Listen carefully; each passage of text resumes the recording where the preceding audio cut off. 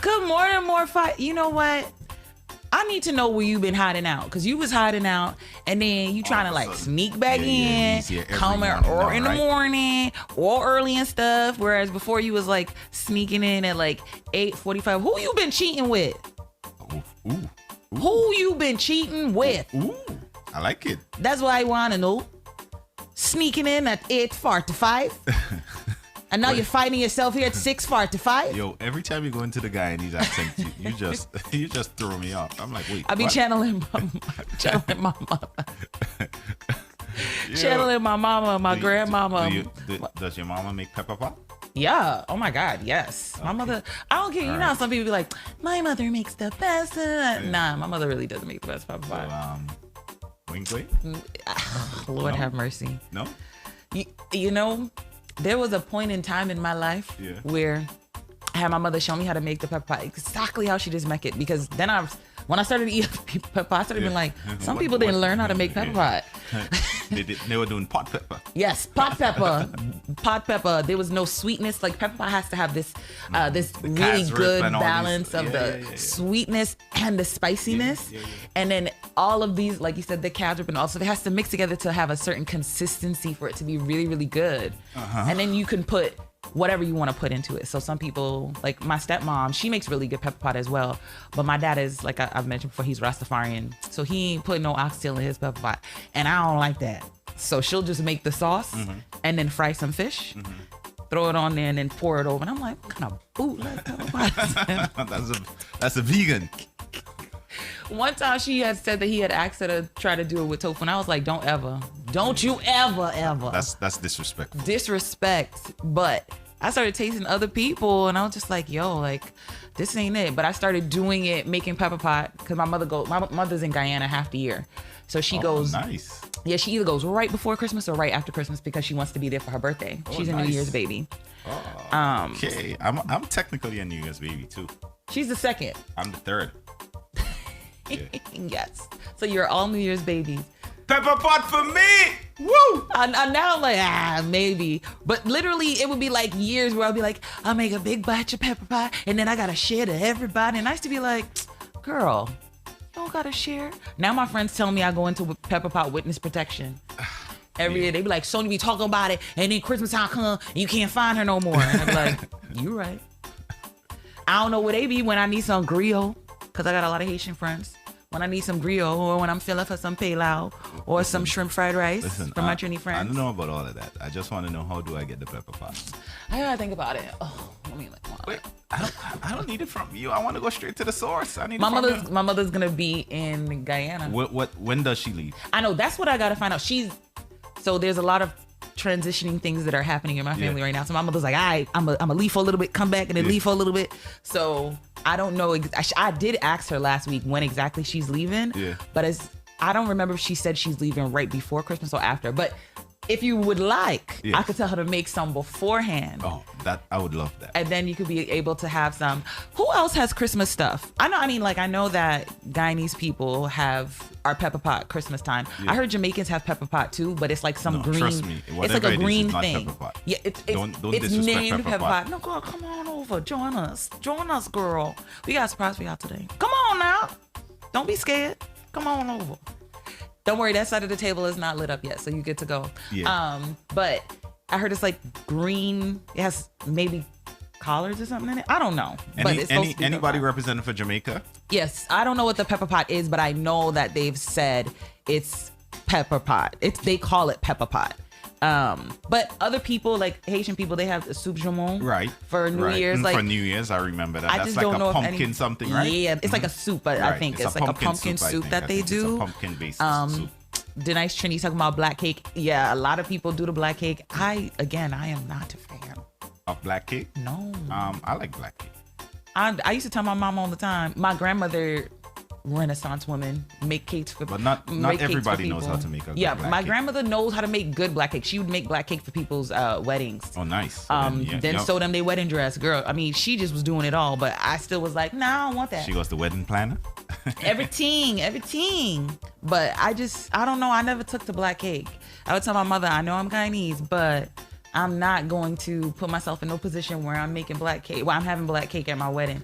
And then when the first person that I was gonna marry, they were Guyanese to marry. Yeah, I shut that down. They were also Guyanese, so and my mother was like, "Ooh, you need to." Wait. Don't just run past that. You know, anytime your relationships come up, I have to dig a little because deeper. you mad nosy. It's okay. It's okay. That's West Indian people. That's what we do. So you were engaged that did not go to a wedding. That did not make it to the wedding.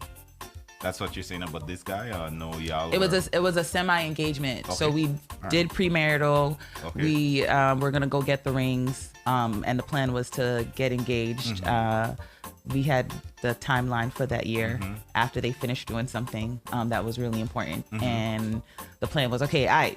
The pastor told us, all right, when y'all pick y'all date, let us know. And we was like, all right, great, thanks for doing our premarital course. And then it was like, oh, that's what you're doing? Bye. So, all right. Sorry, guys, for that short commercial break. Yeah. But she thought because the person was Guyanese and I was Guyanese, and I was like, no, I don't care if they're Guyanese and I'm Guyanese. What we're not doing is having black cake when I get married. So I'm just not. So we have a special guest with us this morning. That we do. I'm going to see if I can get her up on the screen. Get her up on the screen. Yeah. Now I got to remember. Is this one right? Yes. Yeah. It is. Let me see if we can get her up on the screen. I hope so. Her beautiful face. Yeah. Her beautiful face. Yeah, don't lie to her. What the mother? Yo, how you choosing violence so early in the morning? It's always violence for me. You should know better. Oh, you right. You absolutely right. Specifically Tony. Kareem is not always violence, but Tony is definitely always violence. You got a mic on? Yeah. Yeah. All right. Okay. Steffi473 said her fruits for her black cake have been soaking since last year. Wow. She said my black cake is bomb. Right, Kareem? I don't think I had Steffi's black cake. You gotta lie at that point. You can't have her say something like that, say right, Kareem, and then be like, well, I don't actually know if I've had that. I had I know she had the carrot cake and she had another cake that she made, and both were really amazing. So if he need another set of black cake for him to confirm. But I'm sure it tastes delicious. Was it black cake Steffi had brought? I know I had the carrot cake, and I know I had some other cake from her. I just don't remember if I had black cake. I'm sorry, Steffi. I'm I know, right? He could at least pretend it. Oh, yeah, it's mad good. Oh, I did not realize she said right, Kareem, at the end of it. I said it. I said right, Kareem. You was just like, I don't know what you're talking about. Sorry. I don't know Steffi. that. Can't help you there. All right, let's put our guest. You could take this. You could take this, young lady. Young lady, you could take this. Here you go. Thank you. Good morning, our child. Did we finish saying good morning, everybody? Good morning, Paris. Good morning, the real Steffi. Good morning, Steffi173. Good morning, Chantel. Good morning to Denise Trini. I know we said some of those already. And Leo, it is. Good morning to. And this lady here is up before her bedtime, or past her, whatever we want to say. Good morning, Keisha. Good morning. Good morning. And this woman here is the reddest of all red women. Wow. I don't know how you should take that. It's going to be a little I wake up early for him this morning. That's what I said. I don't know how you should take that. Because red women been under attack since last year. Every year. I mean, good morning, Mops. Good morning, Mara. Good morning, Ms. Kiki, for you. All right, join us, guys. Join us. Come on in. Good morning to the team over there on Facebook. I think we have a few people on Facebook and a few people on the YouTube link. Yes. So good morning to you guys. Good morning, Paris. Yes, your wifey is here. Welcome to the Wake Up Call. We have Keisha here this morning. What is wrong with Paris? First you're going to say, oh, is my wifey there? And then she's going to say, why she look like she bathed? The disrespect this early I know, morning. girl. Why they doing you like that?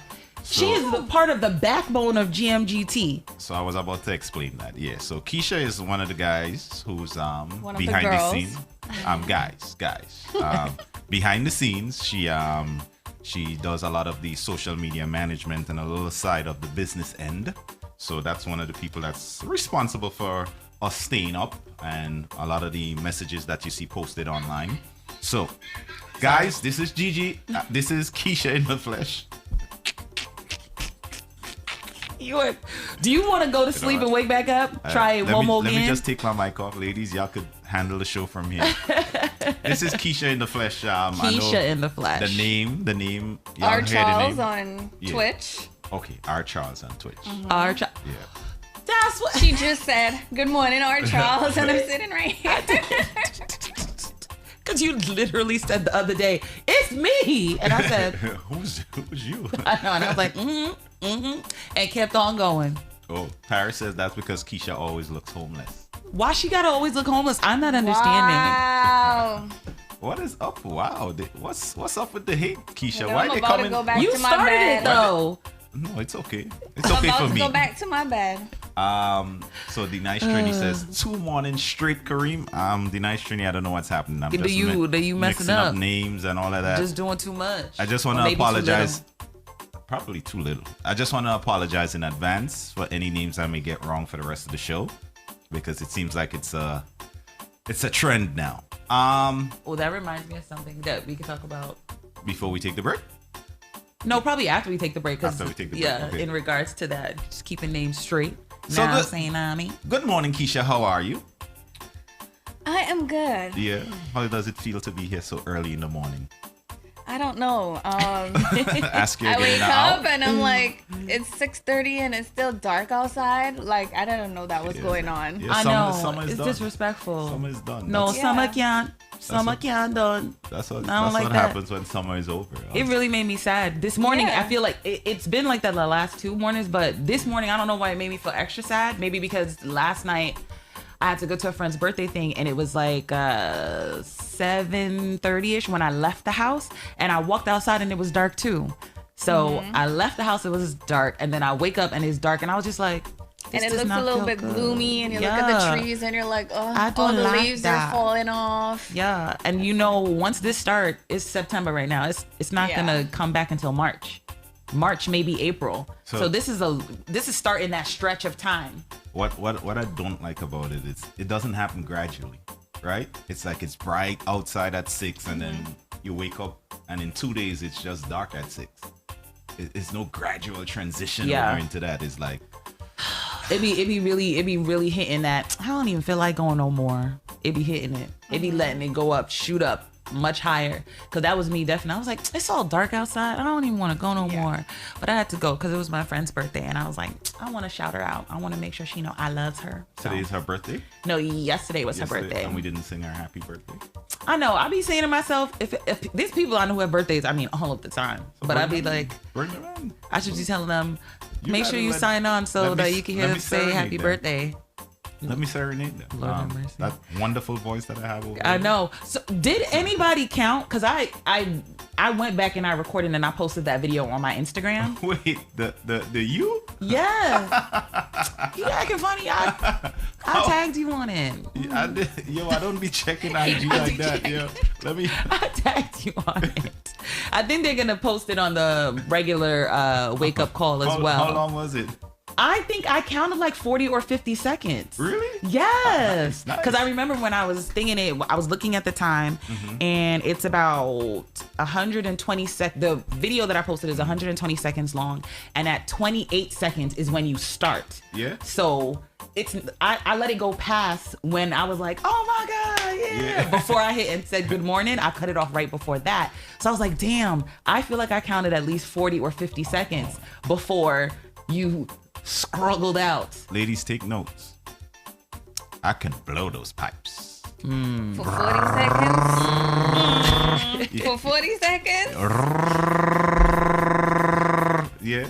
40 straight seconds. You said that's not enough, my guy. Wait, that's not enough? That's not enough.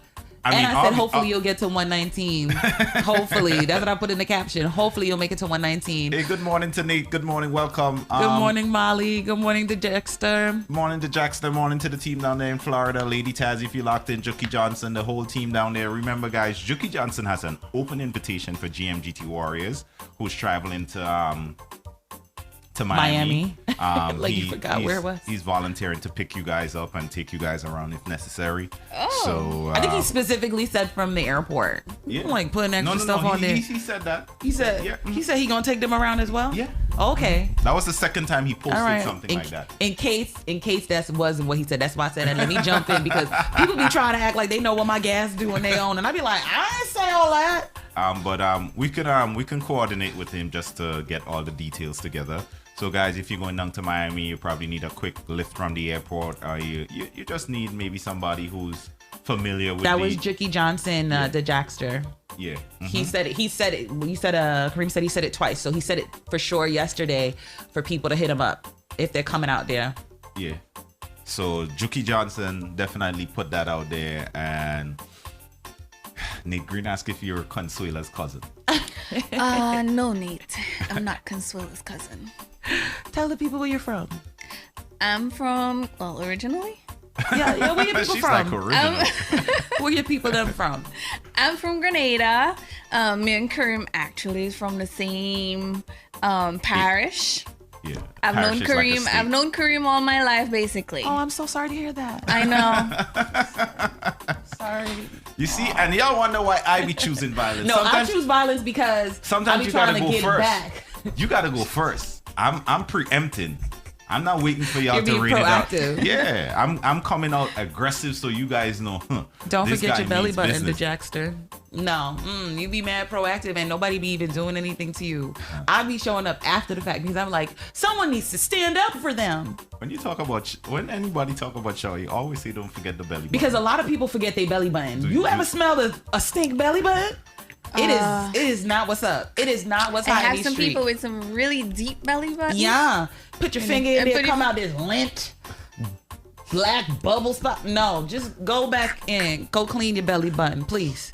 Not you, the Jackster. I believe that you probably clean your belly button on a regular basis. It's probably on top of top. Keisha, it looked like Nate about to choose you over Consuela. Looks like Consuela Lord about have to get mercy. left. Make sure you. I'm about my business. Make sure what? Tell me. Steffi asked if you need a support group because you have known me all your life. Yeah, she might need a support group. Listen, I think I could handle Kareem. Yeah, I'm done taking this disrespect. Y'all host the rest of this show. No, don't do that because we ain't gonna know what none of these buttons do. Let me know when y'all need a song. I'll come in, I'll put it on, and I'll just leave. And with that said, the songs, the everything, nothing would work. I think our number one is done. Yes, I think we got our number one is done. And we're very happy to be here and happy to have Keisha with us for the next 2 hours. Oh, me too. I don't be here on a Thursday, but this is the second Thursday in a row that I'm here. Really? Yeah, wasn't I here last Thursday? I think it was the one before that. Oh, yeah, maybe. Yeah. I don't even be knowing. But Kareem has new company on this Thursday, just this Thursday. But we're happy to have you, Keisha. I'm happy to be here. Yay, it's gonna be a good time. It's gonna be a good time. So you know what? Let's turn up the energy a little bit. Let's take a quick break. Start our number 2. A little something like this. I feel like going in a little energy right now. You wanna sing along for us, Wild and Hold? Before we go to break? I ain't drinking nothing this morning. I feel a little. I want to go this direction real quick. Good morning, Juicy Lips. Yeah, you want to sing chorus? Yeah. Somebody called my supervisor. Tell him I can't make it. Let's go. Hey. Somebody call my supervisor. Tell Kareem I'm not making it. I ain't got no baby mama though. I don't got no baby mama. It's festival time again. We're gonna take the quick pause. Come right back. It's a wake up call. Best morning show in all the land. We got Keisha here. We got Wild and Holy here. Yours truly, Kareem. Let's just take this music break and come right back after this. Lord. Hey, somebody call me supervisor. Tell him I can't make it. I'm coming with me baby mama. Sick cause she feeling sick. There's a fever in the air. I don't know what catch it. It's blowing everywhere, Lord. Why I'm addicted. And the carnival of bacchanal carnival is so much pretty girl is unbelievable. When you see the crowd of people and the music. Boom. Girl make it hits up, turn and twist up.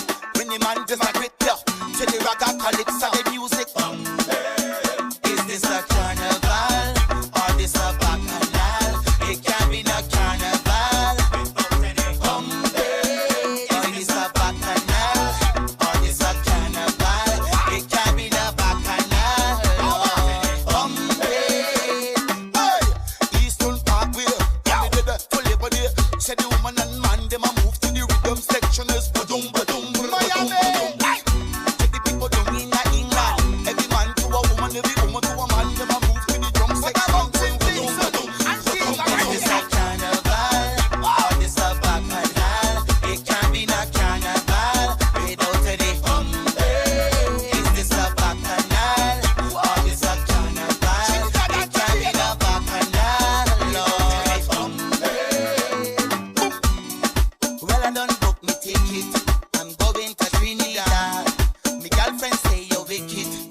but she behaving bad. She asked the purpose of this trip.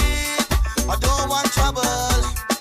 Baby, you know I miss Smokey and Bumpy doubles. And the carnival, a bacchanal, carnival is so much pretty girl, it's unbelievable. And you see the crowd of people and the music.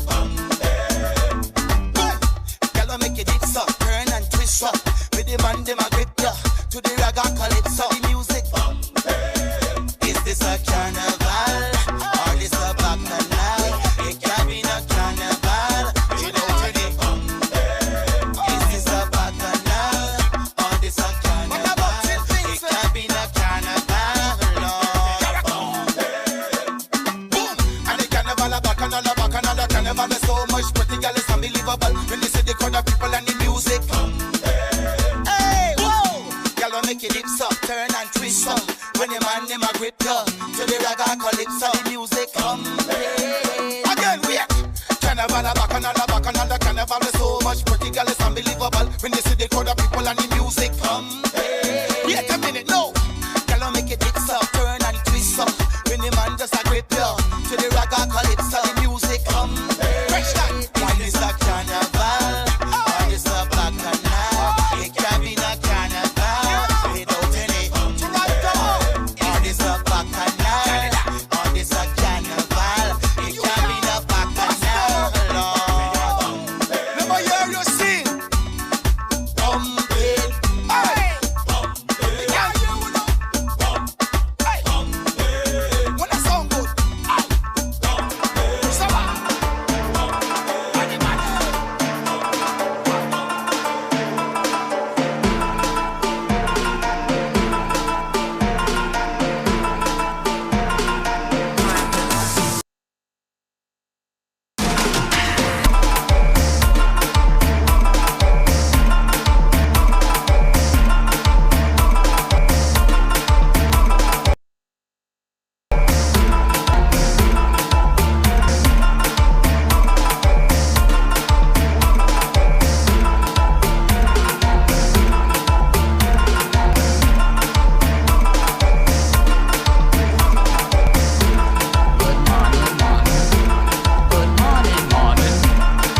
Lips, you don't even have to say it, man. You didn't have to say it. You talk about tell him tomorrow. I told him last night.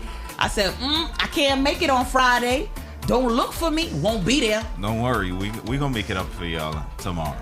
I have another special guest coming in tomorrow. I did hear. It's one of my faves. Really? Yes. Yeah. I'm disappointed in you. I should be your fave. Lord have mercy. This is like when I first started coming on here. Yeah. And I was still doing Sunday mission. Like, so I heard you in another morning show. And I'm just like, you know, if I have two kids, I can love them both the same. I can. I can love them both the same. I don't have any kids, but I'm sure that I can love them both the same. You're sure? Yes. You can love two people the same way. Yes. That has never happened. I think every parent have a favorite, whether they want to admit it or not. I know I'm not my parents' favorite, but it's all right. I'm all right with that. So why do you think you can do it differently? I feel like I said, I can love. My mother will lie blue until she blue in the face. I love all of y'all the same. So you're gonna lie? No, I think I would love my kids the same. That doesn't happen, and I only have one kid. You already don't like the next one. Or you could like the next one more. Do you think that could happen if you had a? Well, I mean, if I had a second kid, if I would like which one more? I don't want to say that. Maybe like it would be different. Like if you had a son. Right. Like I feel like I want to be able to have both because I feel like the love would be different for the love obviously would be different. Yeah. But can I love one more than the other? I think you can say that. Yes, I think every parent loves one kid more than the other. It has to be. Who out here in Radio Land got more than one child? Now, I don't want to hear the kids talk. I want to hear the parent. The parent who has more than one kid. This is a safe space. So Steffi if you have a favorite, says, I definitely have a favorite child. No. Does she have more than one kid? I don't think so. That's why I said I'm specifically saying to those who have more than one child. And you know what I realize here? Like, good morning, sis. Save yourself. 90% of the guys that's locked in right now have one kid. Yeah, but that's kind of like the norm these days. The norm is everybody has right either one or two children. Y'all took that China one-child policy a little too far, okay? I used to want to have like 4 or 5. Miss Kiki says, I'll tell mine, you are my favorite oldest son. You are my favorite oldest daughter. You're my favorite youngest daughter. The nice Trini said, I love my stepdaughter the same as my son. Okay.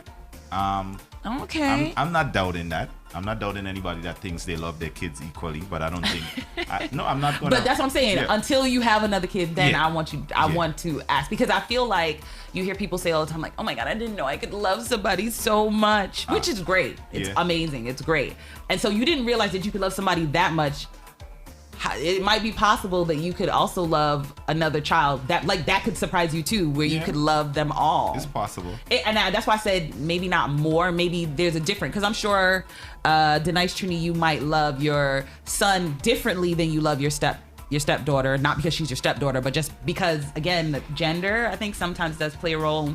And the same for Miss Kiki to you. You might have a different kind of love for your oldest son than you do for your youngest daughter, or your oldest daughter than you do from your youngest daughter. Because I think different kids bring different things out of you. I think they should. So I know how to bring different things out of my mom. Gigi said, I love all my kids equally, but I have a favorite, but sometimes it rotates. It's definitely never the older one, Stoops. That was your guinea pig child, and now you want to dash you with? Good morning, and good morning, DJ Versatile. How are you gonna say the oldest one is never? And that's the one that you first started out with. So and I'm the oldest of my mother's kids. So you know what's that saying, right? Ooh, I'm definitely not the favorite. That's not always true, because I think the favorite be the first. Yeah, I think for my mother. Yeah, you're the favorite. No, her oldest, my brother. Oh, okay, wow. I'm just the middle child. So. Hello, middle child. I know you. So for my mom, who has 4 kids, we always used to clown up my younger brother, not the youngest.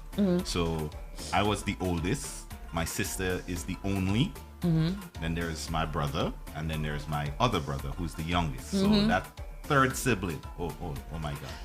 I think he did that on purpose. Brother, I hope you watching, brother, because I think that was definitely on purpose just now. No, he was like, Freudian slip.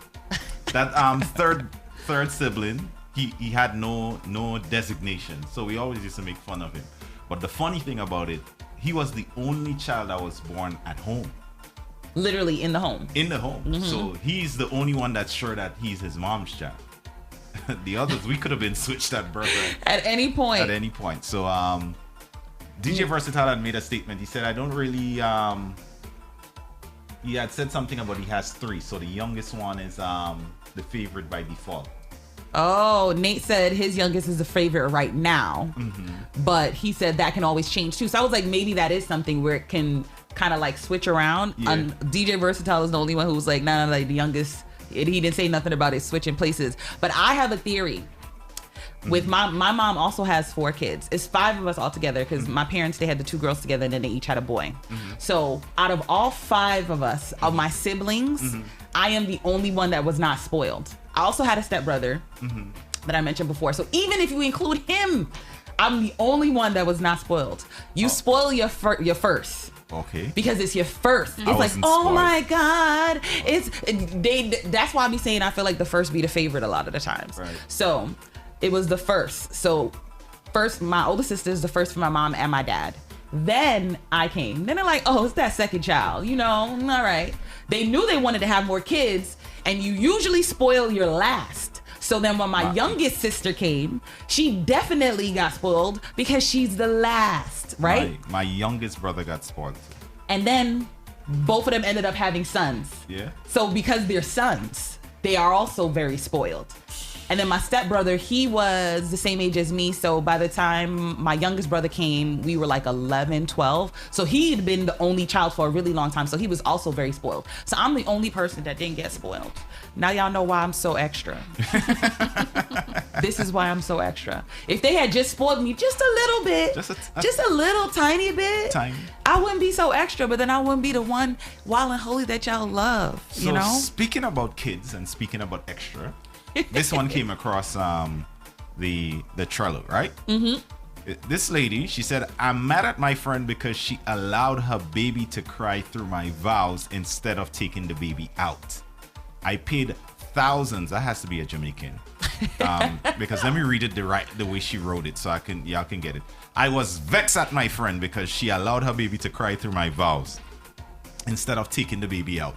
I paid grands for my wedding videography, and I cannot hear some of my vows. So, my question to you is, does she have a legitimate beef? No. Yeah. No, Yes, she doesn't? I think Go so. ahead. I think she does. I would be mad.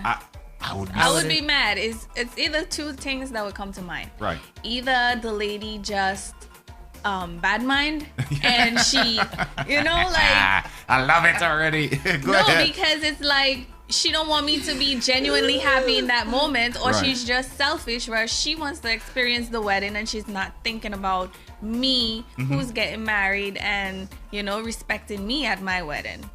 Miss Kiki, to you, that's my point. That's why you don't allow children at your wedding. That's what I was thinking. Why did you say that it was okay for kids to come?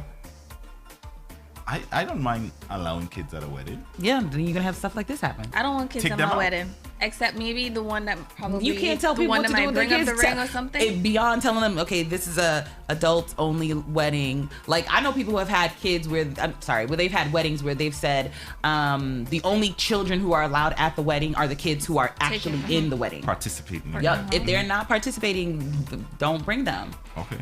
And then I know some people have been like, there will be a daycare person. Oh, on that's site. a nice idea. Yep. So that if they have, if they're gonna have somebody, they'll have a room where they could be able to have the kids go and stay for the duration of the entire event. Idea. I don't want to invite guests and tell them leave their kids at home.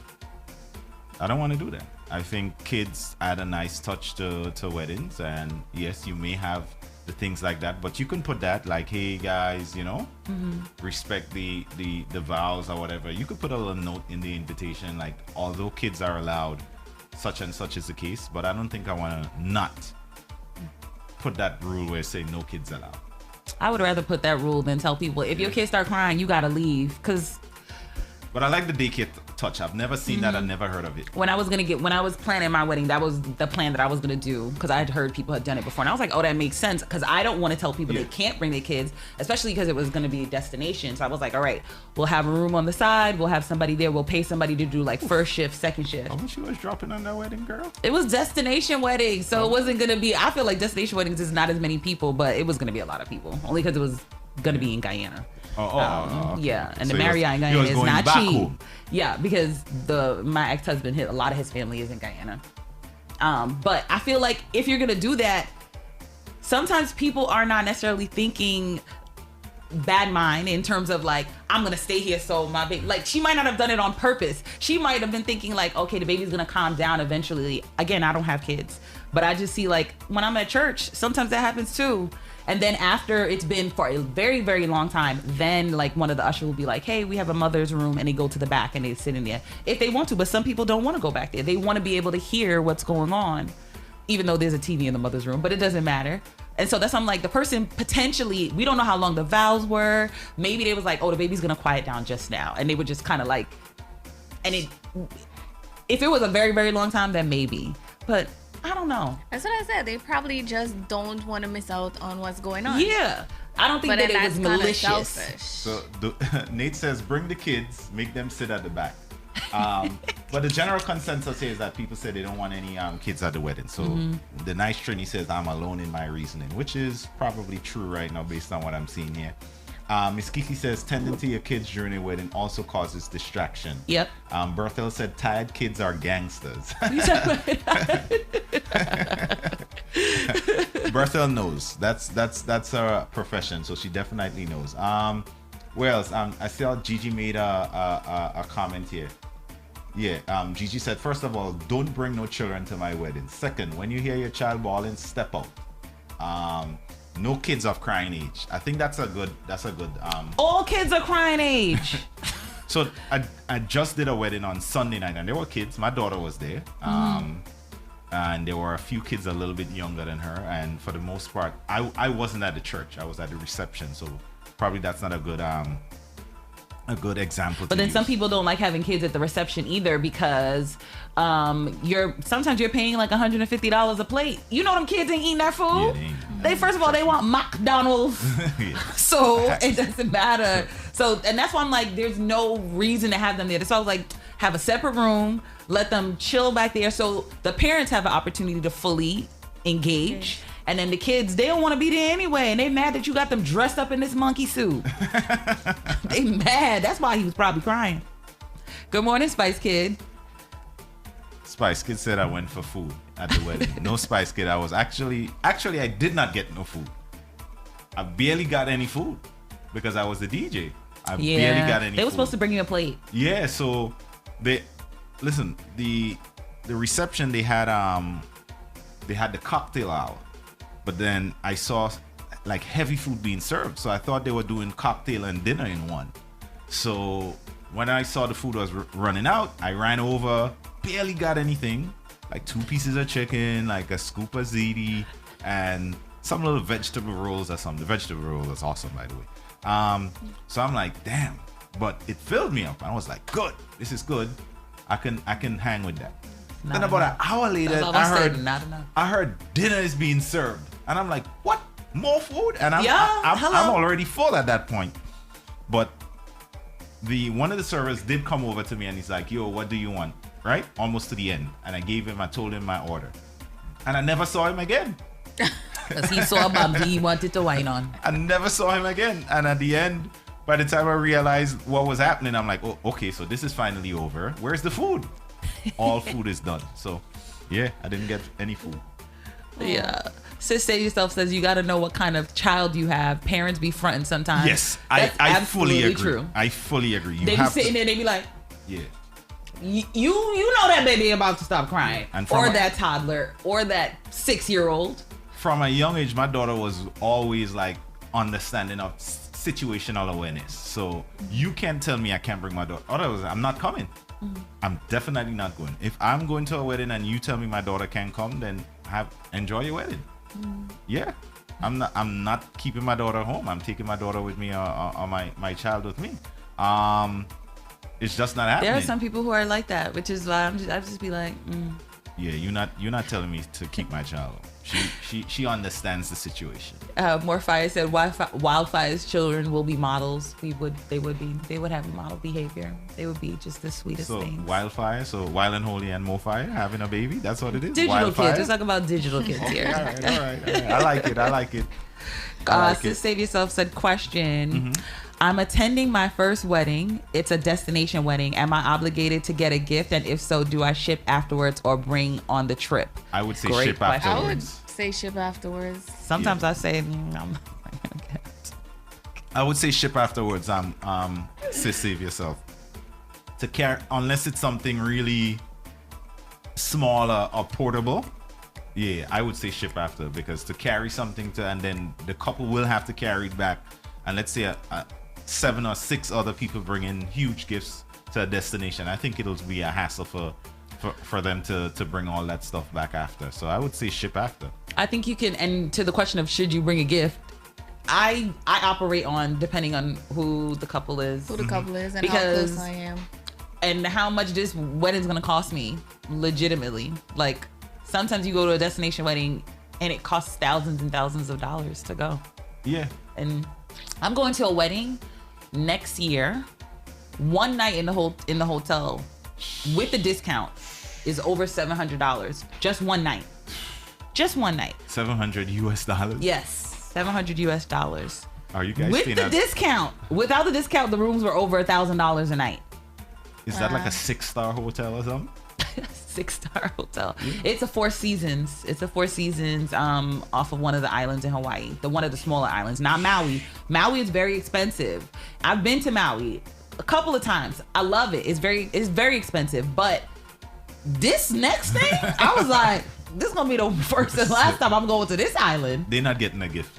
That's what I'm saying. Yeah. Depending upon the couple. If I'm spending so much money just to get there, you're clearly telling me my presence is present enough. Yeah. That's what you're telling me. I'm not giving you a gift. That's $700 a night. It's not happening. Again, and that's just for your accommodation. Flights and everything. You have to fly. Well, to go to this particular island, you have to fly to Hawaii, and then you have to take the small plane to get to that island. If I go to Maui, I can fly straight into Maui. So two flights. The big plane and then the small plane. So you have the big plane, the small plane, the $700 a night room. Then you also have, the rest of your accommodations, because I'm not gonna stay there every single night, because I don't got it like that. And even if I do got it like that, I don't spend like that. That's just never been my thing. $700 a night. Over $700 a night.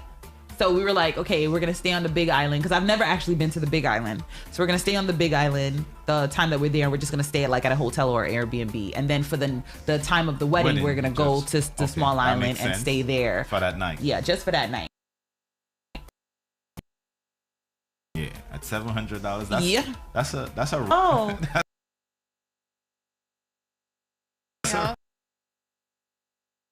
So for that one, I'm not bringing a gift.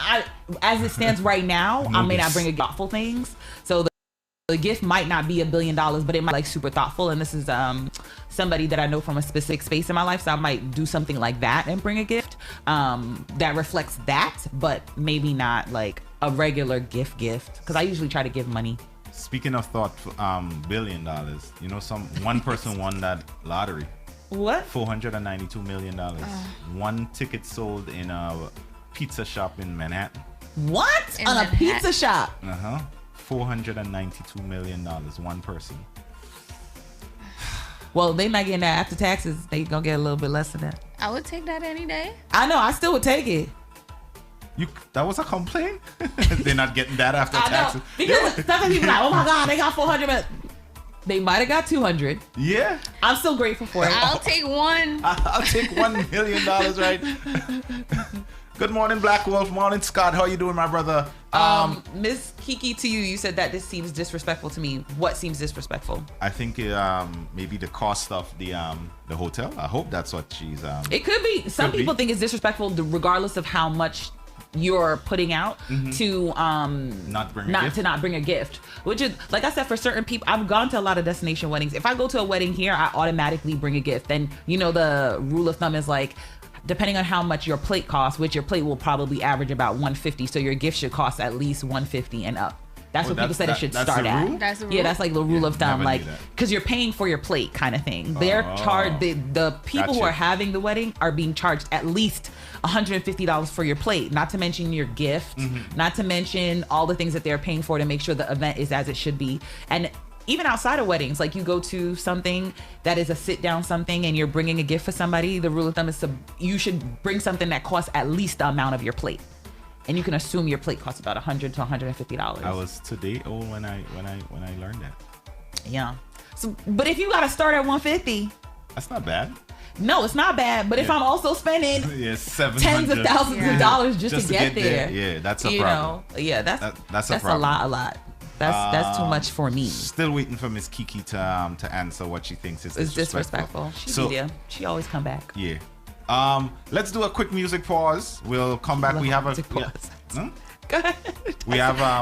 We have a couple more topics lined up. Yes, we do. So we'll just take a quick music pause. So Sunshine did agree with you. She said, yeah, at least the plate you set in. Okay. Tonight she said weddings are full of ish. Very true, but the plate thing is not just for weddings. It's anytime, like, if baby showers included.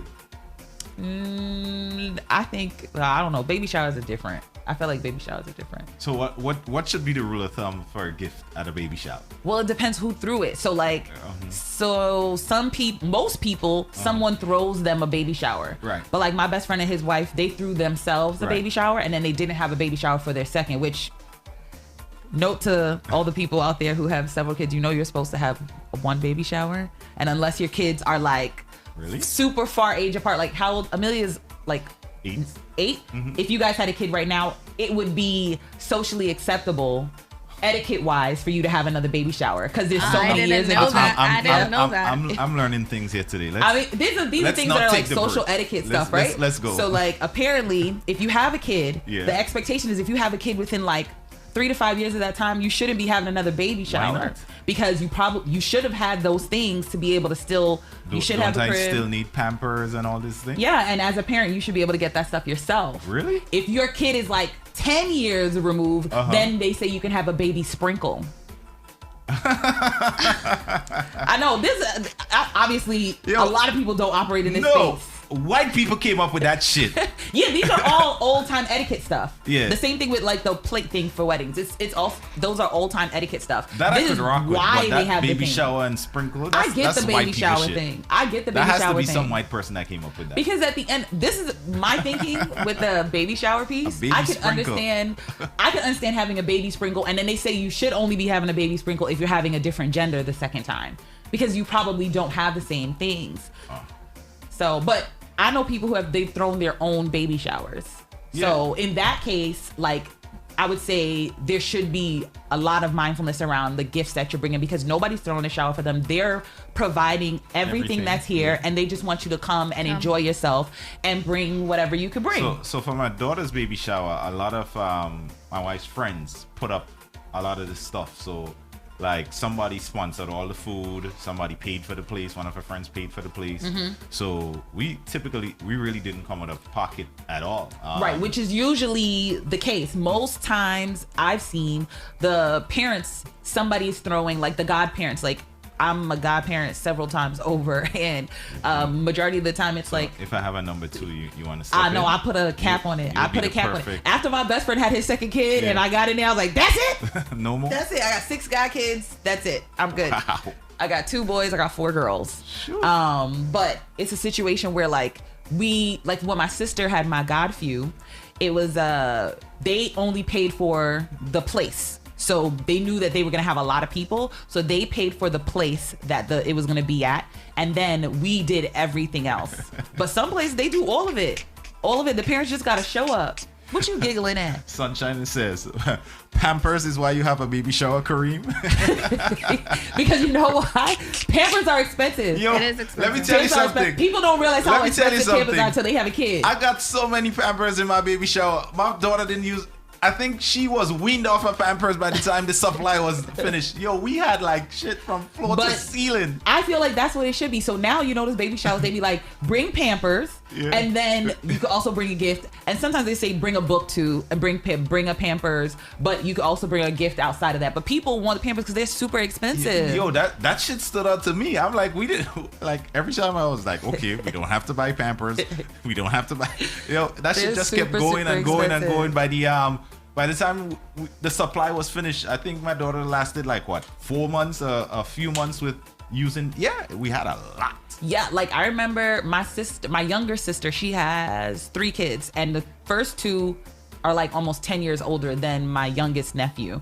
And when she had him, she didn't have a baby shower. Plus she lives in Florida. So I sent a bunch of Pampers, and on Amazon, they tell you they put a little slip in there, but sometimes they get lost in the box. So my brother-in-law didn't know I sent them or whatever. He was like, who sent all these Pampers? We need actual stuff. My sister was like, do you remember how much Pampers cost?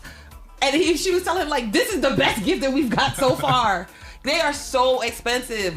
So now every time I go to a baby shower, I grab at least like 150 Pampers, get me a whole big box, and I show up with that with maybe like, if they ask for a book as well or something like that. So Sunshine, you heard? Maybe Pampers is the reason why I should do a baby shower. That's why they're doing like diaper cakes and all that. I personally, if I was to have a baby shower, I want monetary gifts.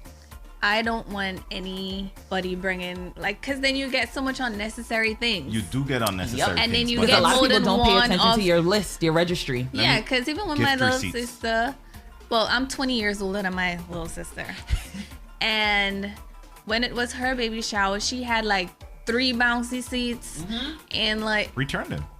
Exchange it. Sometimes they don't put the gift receipt. Sometimes they don't put the gift receipt. So then you have this thing just sitting there. Oh. Nah, I didn't. And then sometimes you can only do exchanges. I rather the monetary gifts because then even with clothes, kids grow out of clothes so fast. Yep. Exchange for just Pampers. Wrap them in a towel, for the first couple months. If you could, but then that's too much of a hassle having to go back to every store and return this, return that. I just want monetary gifts and typical do what I need to do. No, just give me the money. I'm with you because I say the same thing. I'd be like, because especially with clothes, unless it's like one of my sorority sisters had a baby about 2 months ago. I got her onesie that had a specific message on it, and that's the only reason why I bought clothes. Usually I don't buy clothes because people be having very specific fashion sense that they want to have for their kids. Yup. And I'm like, I'm not doing it. I'm not buying your baby no clothes because you don't know what you want your baby to wear. I would prefer to bring a big box of diapers. Sometimes I'll do a gift card because you buy whatever it is that you want to buy. Unless I'm doing like a custom gift. Yeah. I'm not going to even bother to do all of that because it'd just be too much. And Miss Kiki, to you, she did say requiring someone to spend spending that much of your money on somebody else's wedding is mad disrespectful to me. I get it. I get the sentiment, but I'm not telling nobody how to have their wedding, but they also don't get to tell me how to spend my money. So I just wouldn't go. Yeah, I just wouldn't go. Yeah. For this particular wedding, I just was like, you know what? It's one of my stores. I'm like, this store is incredibly special to me. And my Sans and I, which is somebody who joined the same time that I did, my Sans and I was like, all right, we just going to spend one night at that hotel. Besides that, we're just going to make it a trip and we're just going to have a good time and be able to just love on her. And that's all it's going to be. It don't have to be nothing super crazy. But I do think that sometimes people get to a space when they're creating a wedding where they just do too much. And I mean, if not, they wouldn't have the show Bridezilla. They wouldn't have the show Bridezilla. The marriage lasts. All of that. That's why I say, you know, you can have a wedding that didn't cost a lot and you can have a wedding that did cost a lot and it still may not last. But one thing I don't, if I'm in somebody's wedding party, what we not about to do is you ain't about to have me spending crazy amounts of money. Like crazy amounts of money. If you're in a wedding party, you know you have to spend money. But I've heard horror stories of people being like their bridesmaids dresses were $600. I'm not doing that. $250, $300 cap. If my bridesmaid dress costs more than that, I don't need to be in this wedding. Can you do rentals for those things? Probably, maybe. For guys, you could do rentals. I know, yeah, because for my uncle's wedding, we did do rentals for tux. It was only like $150, though. It wasn't any big deal. So that's what I'm asking. Is that a service available for women to rent bridal dresses? No? I think most times they buy their dress. Or custom made. I think the one where it was $600, they were having custom made dresses. But they had... you have a Rent the Runway, and so I thought about doing that. Like if I have two or three bridesmaids, and you could do Rent the Runway and get the exact same dress, and then you can do that. That's a really cheap way to be able to do it. But sometimes Rent the Runway dresses can be really expensive as well. When Rent the Runway first started, some of them dresses was very, very cheap and beautiful. Mara had a good point. She said if you get extra of something, you can leave them at a support house, like a grandmother or aunt or somebody who watches the baby a lot. That's a good idea. So if you get like two of those bouncy seats, say one goes over to grandma, one goes over to grandpa. But I still need stuff though. No, I'm just thinking like in America. Show me the money. No, I'm like thinking like in America here. Yeah. Kids don't really be at other people's houses that much. Probably in I think it happens more in our like the West Indian circle versus immigrants. I think period. Period. Like that's kind of how they function. Like, but that does make sense. Like if I have a kid, I'd probably leave one I'd have one at my house. I'd leave one at my mom's house for when she's in this country, and then depending upon the lifestyle of my significant other, my husband. One at his parents' house, or somebody who the kid spends a lot of time with, so that I don't have to drag things around from place to place. Potentially, that could be a way to utilize multiples. Yo, Mara's going off. Let me just read a comment from Juicy Lips and I'll get back to Mara. Juicy Lips says, after my son's baby shower, everyone was afraid to buy clothes for my daughter's shower. But people who don't really know me are never... for the people that don't really know me or never took the time to know me. So Juicy Lips, kind of break that down for us. Because I have a question about that. It's specific to baby showers. There was a question I saw on social media once about people who you don't really speak to, you don't really know, but you sent them an invitation to your shower. Yeah. So Mara says, I be like, who the F do you think I is? You getting a bag of clothes and a bottle set. F out of here. I'm not raising my blood pressure. Have me bugging out in a store. I think she having flashbacks as PTSD from baby showers. Yeah, let me ask. Anybody has any baby shower horror stories? Like you've been to a baby shower, like somebody invited you to a baby shower and it was just a disaster. Anybody has any like? I don't have no disasters like that. I am very selective about those kind of events that I go to. Because again, like sometimes people just be inviting you to stuff because they want to get stuff. Yeah. You don't ever talk to me, but you invited me. If I don't know the person like that and they send me an invite, most times I don't go. Oh. Yep. She was mad at me. She didn't get invited to my baby shower. Oh yeah, see, me and Kareem been friends for like forever, ever, ever. That's why you need a support group, and he couldn't even bring you to the baby shower. I didn't even get invited to the baby shower. I didn't even know he was having a baby. Wow. Yeah. So there was a little like where we kind of, you know, we were doing our own thing, and she wasn't in the circle at that point. I wasn't in the circle at that point. No, she's back in the circle. Now she's back in the circle. So you said she's out of the circle. Yeah. And now she's back in the circle. Yeah, but I was only a phone call away, a Facebook message away. She said no. She drifted out of the circle. She wasn't pushed out. Right? You know, sometimes you're friends and life starts happening and sometimes people, you know, kind of move. And then she got pulled back inside the circle. No. Juicy Lips said... She said, dollar store clothes is not for my kids. The people was from their father's side. Dollar store clothes? What you mean dollar store? Like that they got the clothes from the dollar store. Like they went to Bobby's and... Wait. What, Children's Place is considered dollar store? Let me ask that. Nah, I'm thinking like, you know, the 99-cent store. No, she has a specific... Juicy Lips especially has a specific taste. That's why I need her to specify. But then also...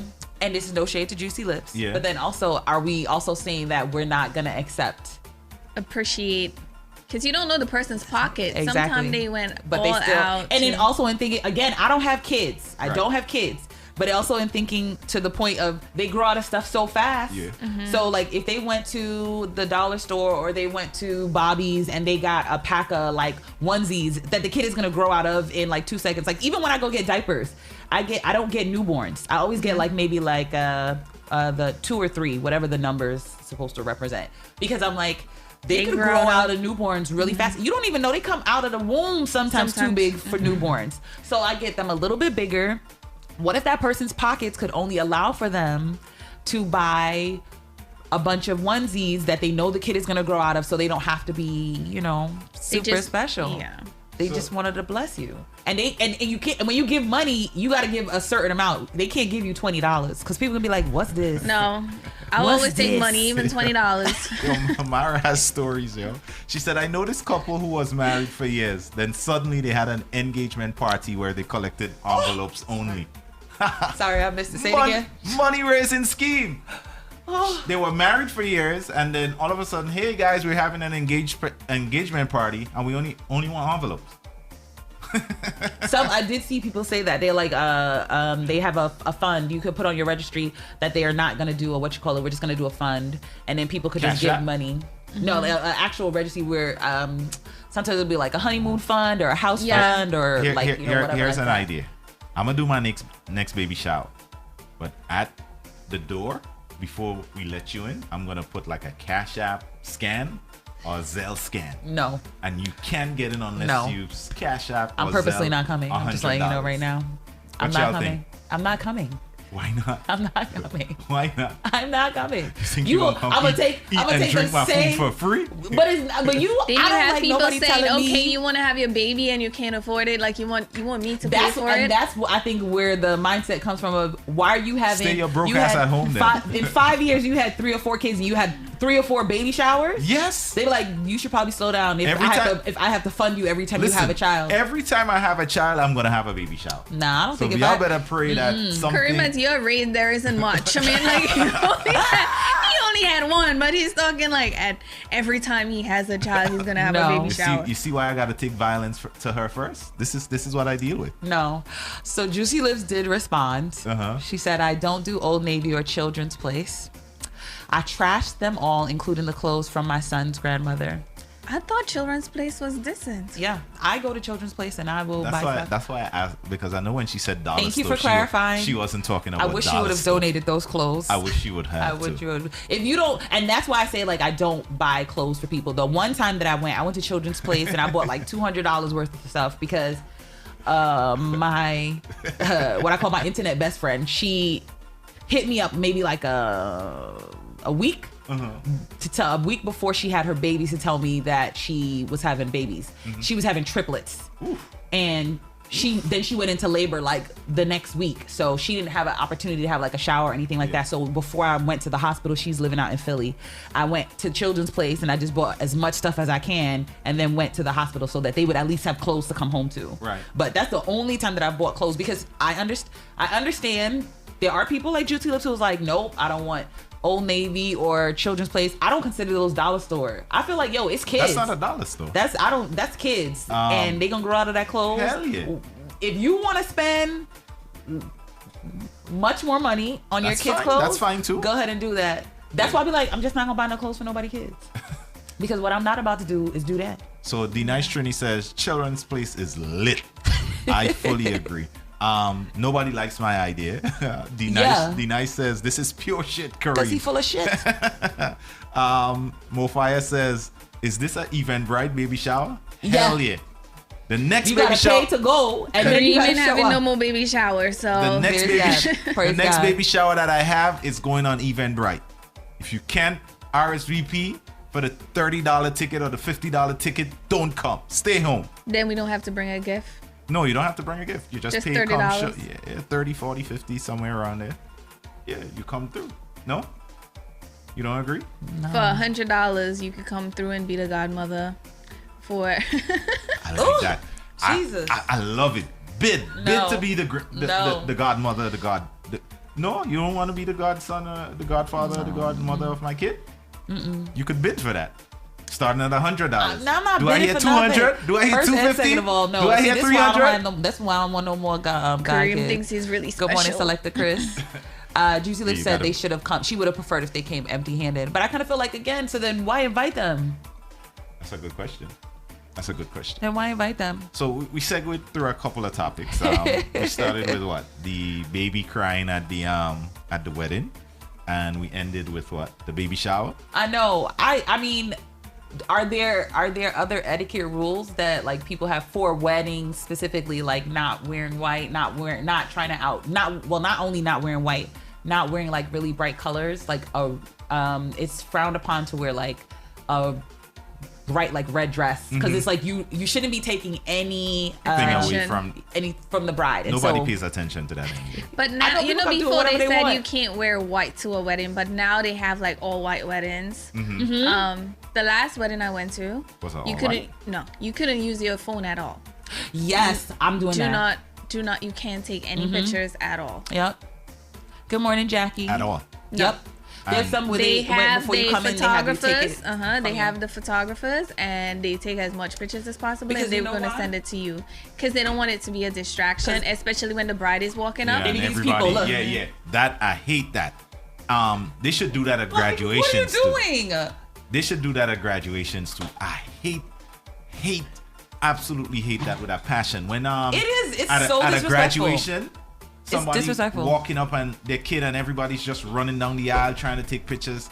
When my daughter was in preschool, one time I almost fought one of the parents, because it's like, it's not your kid alone. Everybody's trying to see. Everybody just stay seated. It's like everybody got to stand and that is one of my things that irks me to my soul.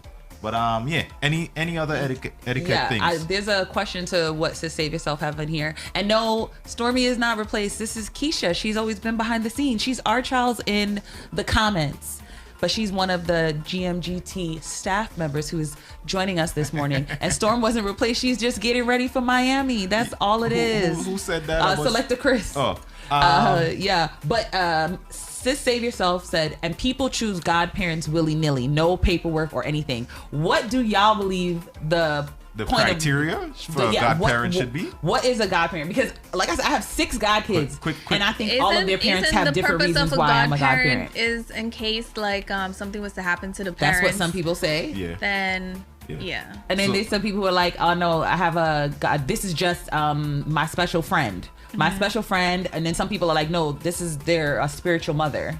Like there's that. So I have 6. 2 I think is that piece. Like if something happened to their mom, I'm probably gonna get custody of them.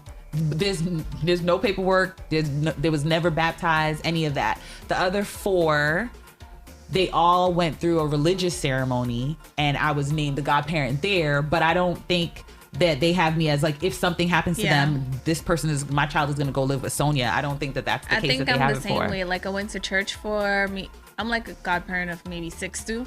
And I went to church for maybe 3. The 2, the parents was like, oh, you're just the godmother, but I didn't really do anything. Exactly. And my nephew's probably the only one where there's things in place. If something was to happen to the parents, then you're the person that is. Okay. And there's paperwork for that? Yeah.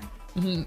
Ain't nobody make you a godparent? I'm pretty sure it's the mom that did that. Yeah, you know, because the guy she has everything in line. If anything was to happen in this closet, you would find this bag with everything. You know, that's dang. DJ Beard beat us both out. He got 8 god kids. 8 god kids. Wow. Yes.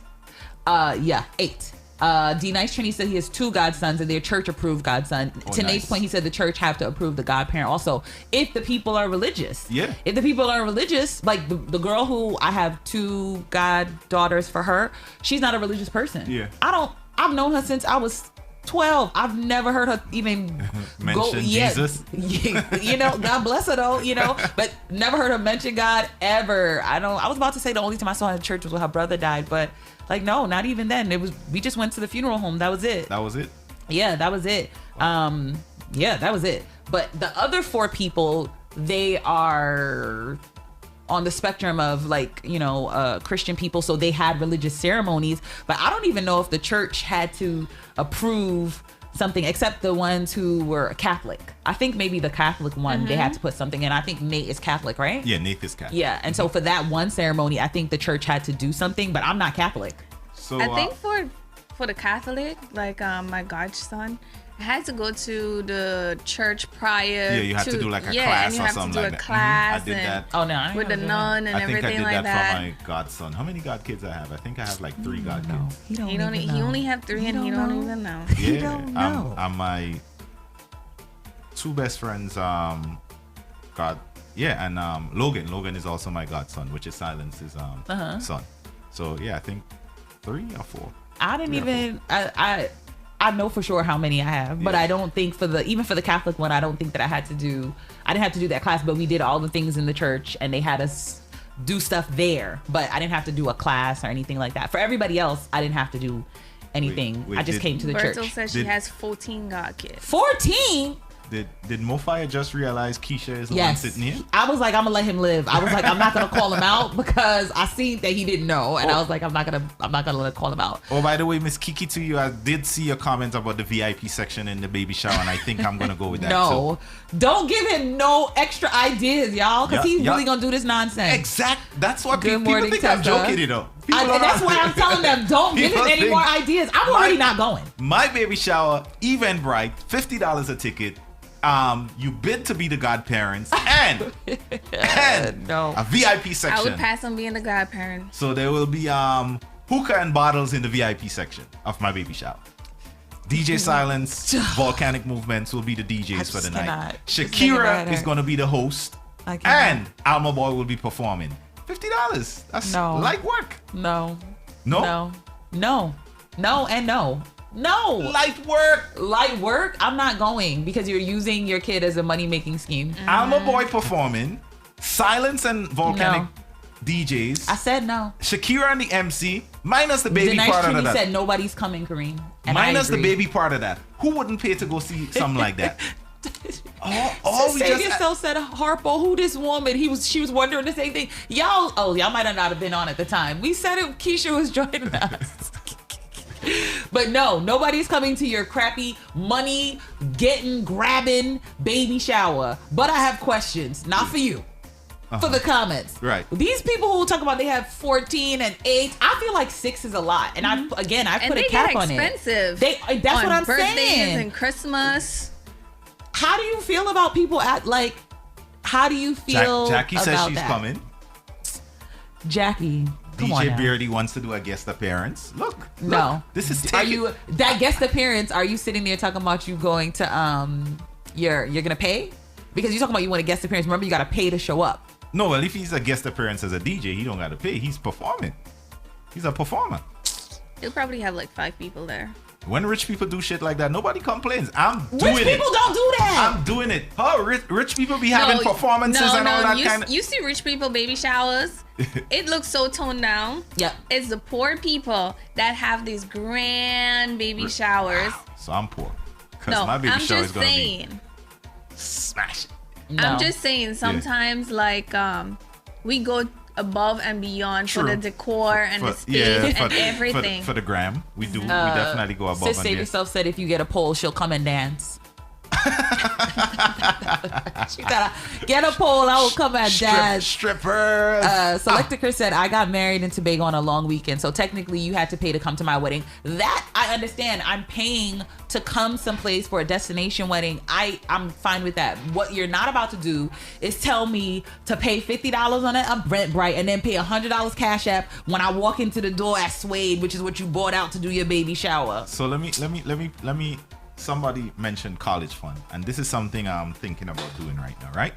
So my daughter has a college fund, and for the last couple of years around her birthday, everybody's like, what do we get her? And really she doesn't need anything, right?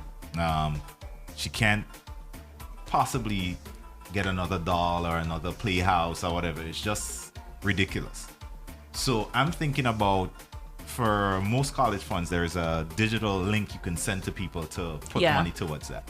And I've been thinking about that, but every year I think about doing it, I feel like it's kind of like I would forcing say that people to. Nope. I wouldn't say that. There are a few people that I am comfortable with enough to say, hey, she doesn't need anything. Here's that link though, if you don't mind doing it. But for the most part, like the general people who are saying, hey, what does Eva want? Should I get her something? It just feels like a little like putting on them like an extra burden to do this thing. I don't think so, especially if you're saying there are people that you feel comfortable with. Yeah. Like, again, I don't got no kids, but I always said, like, when I have kids, I'm not doing like big parties every birthday. I'm like 5, 10, 15, 16 maybe. But then in all the other time, even when I do the party, I'm going to be like, hey, so in lieu of gifts, if you want to support our daughter, our son, please donate money into their college fund. That's it. Or their whatever I'm going to call it fund, because they may not go to college, but regardless of whatever it is, in lieu of gifts, go ahead and do that. And I learned that from my best friend. After their first Christmas with their daughter, they stopped telling people, they stopped buying Christmas gifts for her. Right. Because they were like, she gets all these gifts from all these different people. It's like ridiculous. It's just so much stuff. And even if it's like you get different kinds of gifts, she has so many things. They were like, okay, we'll put up the stuff. We're buying stuff for her all throughout the year. We'll make sure she has a good Christmas, but we know she's getting all of these gifts from all these people. They don't buy extra gifts. So I have the same issue, and it's just getting to the point where it's just like redundant, and sometimes she don't even get to use those things. So I feel like that money can go towards something better, but I just feel a little bit I can do that. I think so, especially if you're whether you're gonna have a party or not, especially if people are asking you. I think then to just write back and be like, here you go, blah blah blah. It doesn't have to be all that. I think it's more meaningful. Like, people like giving gifts that, like, because you buy a toy and the kid play with it for like what, a day or two, and then it's a waste. I agree. Selector Chris said, oh no, first let me read more fire. Sis, strip yourself. I cannot with y'all this morning. Selector Chris said, it's an event, so why wouldn't you pay? Let's call it a voluntary contribution instead. Yeah, make it be voluntary. If it's a voluntary contribution, that's fine. My thing is, again, of course I'm expecting to give if I'm going to a baby shower, but I'm gonna give my gift. I don't want you to tell me I gotta give a gift and I gotta pay a fee to come in the door and I gotta bid to be the godparent. Yeah. No, you doing too much. No. If I do the Eventbrite, you're not gonna pay at the door, so you don't have to scan in. And I'm also not bringing a gift. No, you don't. You don't have to bring a gift. If I do an Eventbrite, you don't have to bring a gift. If I do an Eventbrite, you don't bring a gift. You just come in and then everything is good to go. What would be the money? Yeah, but then you're doing all this stuff. You gotta pay all these people. You gotta pay your DJs. All the money is gonna be going to volcanic movements. No, I don't gotta pay. Like, I'm not paying them. I'm gonna make sure that they get their food. I'm gonna make sure the server comes back with a plate for them. They're doing that for the future god, whoever, goddaughter, godson. No. Like I don't when I do things for like my friends like baby showers and stuff, I don't charge them. Yeah, I've DJ'd for like 3 of my friends' baby shower and I never charge them. You're like, oh, this is my gift. Pretty much. Yeah, it costs like $500-$600 to hire a DJ. Yeah. Only if I have a person who does those things and they offer. Yeah. Then I would do that. But I would be like, hey, I'd love to, have you come and do my baby shower, and I would tell them that I'm paying them. If they offer to say that they're not, then yay. But if they, if they say I want to gift it. But just so y'all know, then again, I ain't have no baby shower yet. I ain't have no wedding yet. All these DJs, all these people, I'll be like, remember that time? Yeah. You said you don't charge. Exactly. So I'm not gonna offer to pay you. No. If we close and we cool, I'll do that for free. I don't have a problem. I've gotten more back from the people that have done for those things for free. Like either they'll owe me a favor, they do something for me, and I'm not doing that with the expectation that you have to do something for me in return. Because sometimes people feel, hey, I do this for you, so you gotta. I just did it. That's my friend. I can do it. Do it. If you can. But then sometimes too, you want to be able to support, because so like when my best friend had his daughter, we wanted to do a baby shower for them. They was like, no, we wanted to host a baby shower. We just want you to come and enjoy yourself, and that's it. That's where that started in terms of like we're doing something, whether it's a birthday celebration or is it this celebration, we just want you to come and enjoy yourself. You don't have to feel like you have to come to pay for something, or like a birthday dinner where it's already paid for. You're not coming and paying for me. Like It's all, that's where a lot of that stuff started. It's just like, yo, these people are special to me. Come through, bless the space. So let me tell you guys, this hour was not supposed to go like this. It was supposed to go like this. We had like 2 other topics. I just didn't want him to do that damn break. He loved putting a little break. Are we gonna do a little music break at 7:45? Yeah. When we gonna go a break at 8 o'clock? Yeah. God bless him though. All right, guys. Hour number 2. Let's shut it down. Coming back to you with the back in our corner, and then we're gonna go in some other topics. Hopefully. Yes, we will. Yeah. The wake up call. Keisha, real quick, tell people what you do at GMGT. I know, because that's what somebody asked. That's a question like a lot of people have. All the social media stuff. That's me. Keeping Kareem in check. That's me. Okay. What else? Just a lot of the. She does manage some of the finances too, but that's not something that's an everyday thing. So she works a little bit on the financial side with me. Kareem's advisor. Yeah. So Kareem's therapist. Even though she did not get an invitation to the baby shower the first time. I did not get an invitation to his baby shower the first time. And now she got to pay to go to the second one. I'm not paying. She gonna be performing.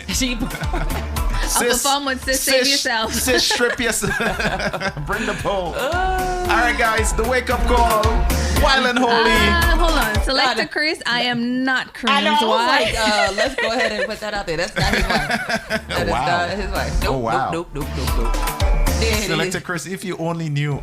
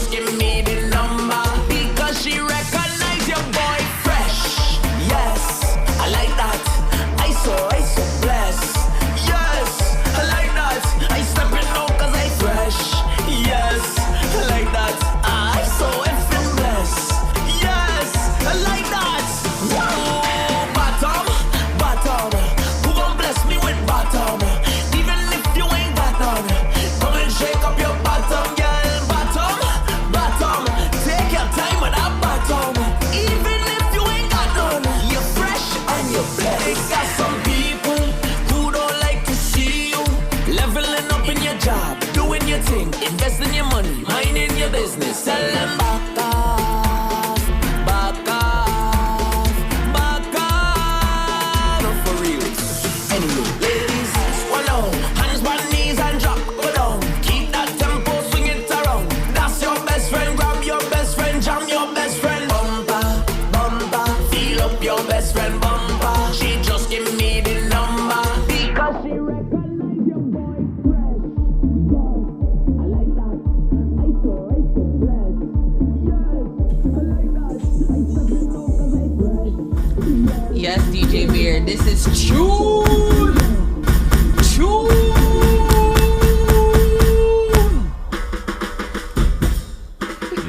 Give me a freestyle over this now. I know this is good. Give me a freestyle now. Hey, hey, hey, hey, hey, hey, hey, hey. You got to make sure when you go to a wedding, Hey. it's okay if it's an Indian wedding. Hey. It's okay if it's an Afro wedding. Oh. Make sure you bring a gift. Make sure you bring a gift. 150 minimum. Make sure you bring a gift. Yeah, I like stripping this. Kareem for sure does like stripping this. But I tell you this, I ain't performing at his baby shower. From now, I'm not performing at his baby shower. I like that. I love this, yo. Yeah, this It's a nice. Yeah. All right. Bacchanal corner time. Yes, bacchanal. All right. So, DJ Brady say you got bars while in You should have seen my flow yesterday.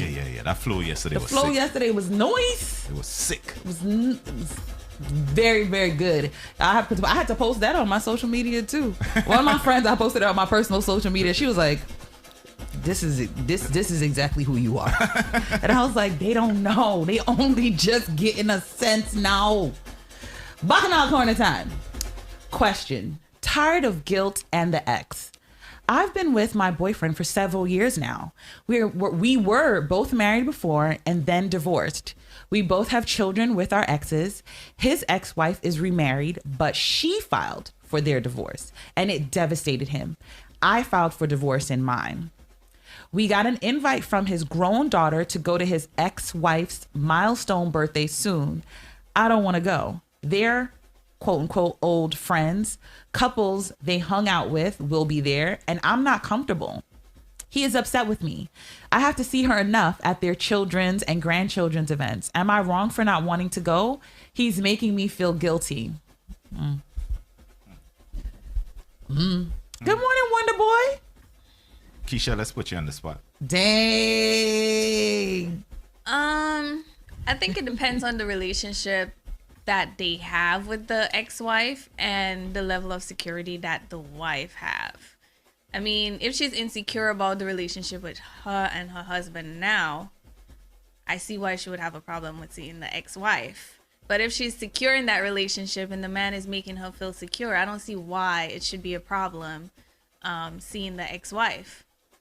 So it probably has more to the situation. That's what, see, DJ Beard said, was she in an entanglement? That's the same thing I started wondering. I was like, that's why I went back to read it. It says, I've been with my boyfriend for several years now. We were both married before and then divorced. So I'm like, were y'all together before the marriage ended or something? Like, why? There's something causing that insecurity. Yeah, like what? Because she seems like she has a problem with the ex-wife. Yeah. And she's saying, "Oh well, she's the one who filed." So here, that's what I think it is. I think because it devastated him, she's telling herself he's not over her. I have not met a divorced person yet who was not devastated by the fact that they got divorced, even if they felt like it was the right thing that it was supposed to do. Like sometimes you file and you're devastated. Yeah. I don't think it, I'm of the mindset, I don't think it matters who files. I didn't file for my divorce, but I told my ex-husband he better go to the courthouse. So he technically filed, but I was like, you need to make sure you go to the courthouse and go put these papers in. I'm not playing with you no more. Wow. So it does. I don't think it really matters who files because you don't know Dangerous and holy. what's behind that.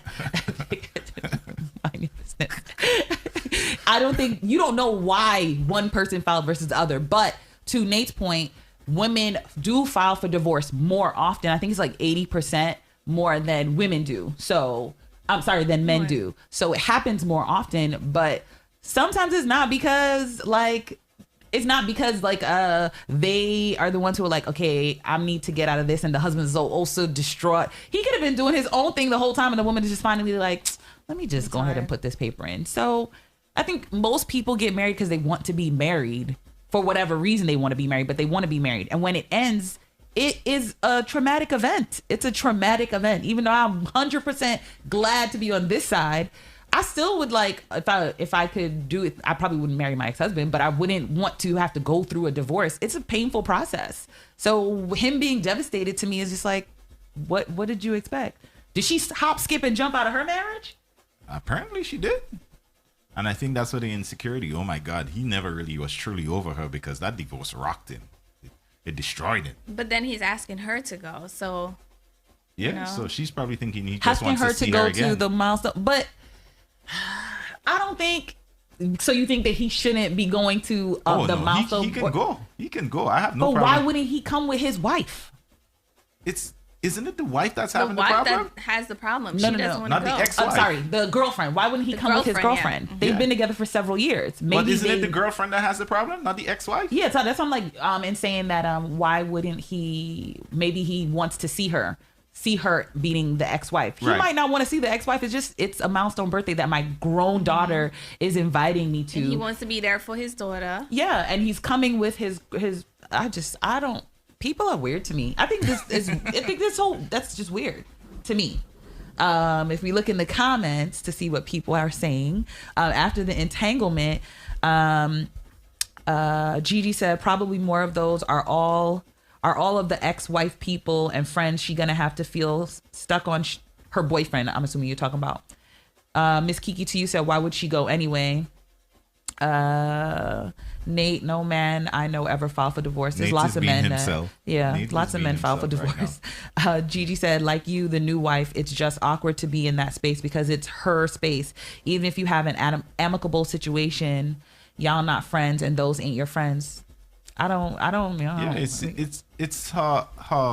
Well, that's her boyfriend, and why wouldn't you go along with your boyfriend to support her? And then my thing is, okay, if it was like a boyfriend of like a year or two, I could, or maybe even less, I could understand. I would be like, nah, go ahead and go, enjoy yourself. But they've been together for several years. Yeah. So clearly, if several years to me says, if we were in another state, this could be my common law husband. Right. Why would I not be going? And I think that says more about the girlfriend than anything. Yes, that's what I think. I think it says a lot about the girlfriend. She knows it says something about her because she's asking some level of insecurity. I would say that. Am I wrong for not wanting to go? He's making me feel guilty. Good morning, Jicky Johnson. Good morning, Bobs. I don't know if it's necessarily a situation of I don't know if I feel a way about him making her feel guilty, but I think he should definitely be expressing his displeasure, and you just got to eat that. If that's how you want to roll, I'm gonna let you know, like, I don't like that. I don't like how you acting right now. If I had an amicable relationship with my ex-husband and we had kids and all that kind of stuff, because I'm not the type, if we don't have any reason to continue being in relationship with each other past us being in romantic relationship, I don't see the point in us continuing to be friends. But if we had like kids and stuff like that, and so obviously we're gonna spend time with each other, she's like, I already have to see her at the kids thing and this, like, what did you think you was walking into? These are the people who I'd be like, maybe you shouldn't date people who had a life before you, because you want them to pretend like the life didn't exist, and that doesn't make sense. So what advice are we giving her to get over whatever she's stuck on? What would you say to somebody like that? Let's say the roles is flipped, right? Wild and Holy. I'm the boyfriend. You go into something for your ex-husband, right? And I'm throwing a fit. I'm like, I don't know why I gotta go. You and this man has been finished for so many years. It's just your daughter's thing. Why she gotta be there? So why he gotta be there? So I don't like that. So walk me through it now. How are you settling my insecurities? Are you telling me just stay the F home and leave me alone? I'm like, I need a minute to even get all of that out of my system. Then she stay home and he goes alone, and then come back and there's an argument. Yep. That's what's where it's gonna go. Because you stay there too long. You look like you was having too much fun there. So you really chose them over me? I feel like people should be grown enough to, and then especially in that type of situation, you're already married, you're in a grown relationship. Have some grown conversation. What's bothering you? Why don't you want to go? I mean, the kids are the kids. You want to be there to support them. So, I mean, you should talk about your feelings. There has to be a reason why you don't want to go. It just can't be like, oh, because it sounds like it's something bigger than that. Like, I already got to see them at the birthday parties and something. So I feel like that's something that needs to be discussed. And as the father, you have to make a choice whether you want this person there with you, supporting you as with your kid, or... I agree. Yeah, Selected Crest, he just to the other point, he said, I filed for divorce and was doubly devastated because I lost my family in my divorce as well. Wow. It happens all the time. And I think it was DJ Beard who had also mentioned there's lots of men who file for divorce. So that does happen. Miss Kiki to you said, I wouldn't go. Those are their friends and family. I have an amicable relationship with my ex-husband, but I probably wouldn't go to his party. Selector Chris said, my advice, grow the hell up. Grow the hell up. I think that's good advice, Selector Chris. So Miss Kiki says she wouldn't go. What if it's, let's say you and your ex-husband had a kid together and it was like your oldest son's birthday, right? Let's say you and your ex. But I think in this, she's saying that. She's like, I already have to go to those events. Why do I have to go to this event that is for her in particular? It's not for the kid or whatever. But it's the kid that's throwing it. Yeah. And you guys do share that kid in common. I don't get it. And I feel like Selector Chrissy said, when you go to these type of events, your focus should be on your partner, not the people around. And if the people around you is more of your priority, then she's not ready yet. And that's how I feel. Let me tell you something. Miss Kiki and Sis Save Yourself seem to be soul sisters, because they be arguing this exact same points on almost every single discussion that we have. Yeah, Sis says they sung just the same. She said, I wouldn't go because I know how I am and will definitely return any and all shots fired. With that said, know who you're inviting to events.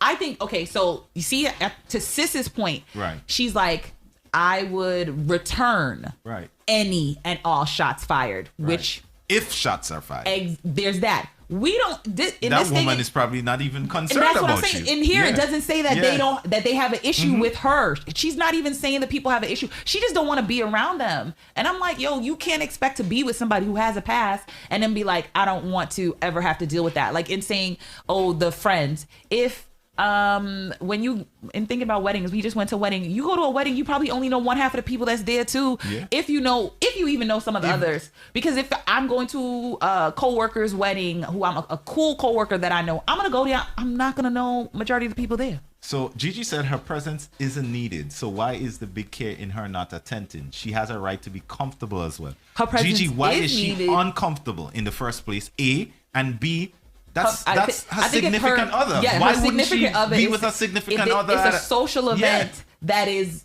potentially, if it's a milestone birthday, it's one of them, you got to pay for the plate kind of things, right? I'm assuming. Why would he not be coming with his significant other of several years? Unless there's unknown factors. Like, that's what I'm saying. If there's unknown factors, an entanglement, maybe there was some issues before, or they're like they don't get along. But she doesn't say that her and the girl don't get along. She's just saying she doesn't want to be there. So I think her uncomfortability is about her own insecurity. Yeah. That's literally what all it's about. Now she's a red woman. That sounds like red woman behavior. You're not even gonna answer. Yeah, I know. You're doing that just because this girl is here today. Because I'm gonna go back to this and make sure I didn't read something or that I missed something. Yeah, read. I've been with my boyfriend for several years now. We were both married before and then divorced. We both have children with our exes. His ex is remarried as well, but she filed for divorce and she put emphasis on she. I think that's what the problem is. Exactly. I think that's the only problem exactly that she what has. I said. There's no issue here. She's making an issue. But then she's also remarried. Yeah. So the girl is the person whose birthday it is remarried. She got her own relationship. She got her own thing going on. She ain't thinking about this girl. But that's what I'm telling you. She's mad because the husband was devastated by the divorce. Because she clearly writes after he was devastated, I filed divorce in mine. Yeah. She said, we got an invitation from his grown daughter to go to his ex's milestone birthday soon.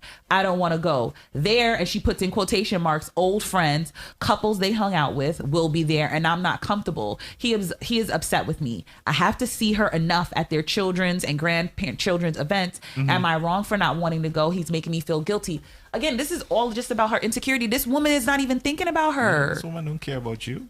She's not even thinking about her. It's real. She's clearly saying it's her issue is the fact that the woman is the one who filed for divorce, and her husband was feeling the ex-husband was feeling devastated by that. And I think that's to the point of what Keisha said earlier. She gonna go to the event and there's gonna be an argument later because you think that he feels some kind of way for this person. I don't want to be there. I don't want to have to be around that person.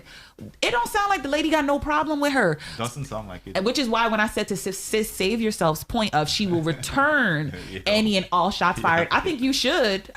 That's a reason not to go. That's why I wouldn't go.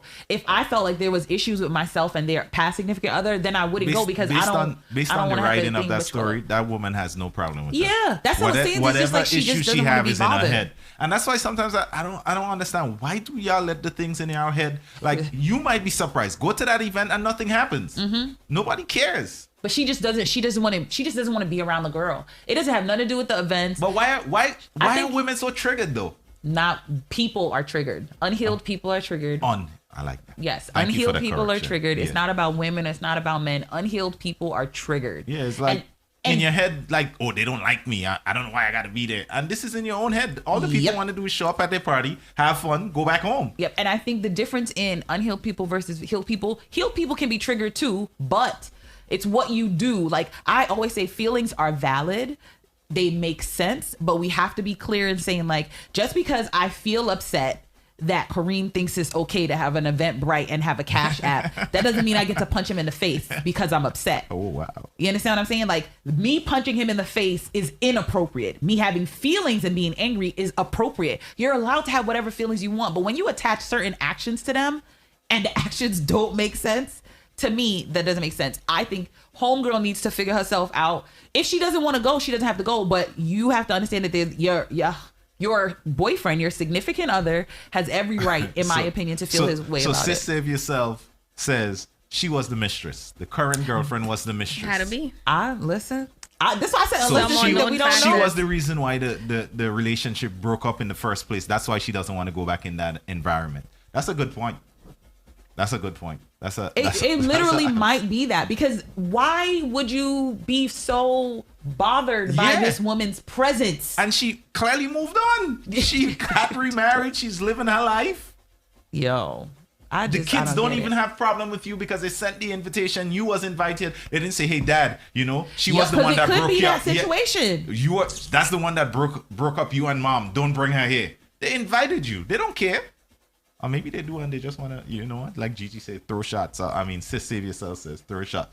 I don't see it unless if we take this thing at face value that it is what it is, what she says, without like she has an insecurity issue. Then she has an issue. If there's more things going on here, because that would be the only way to make it make sense, then okay. Either way, I'm not saying she should be forced to go.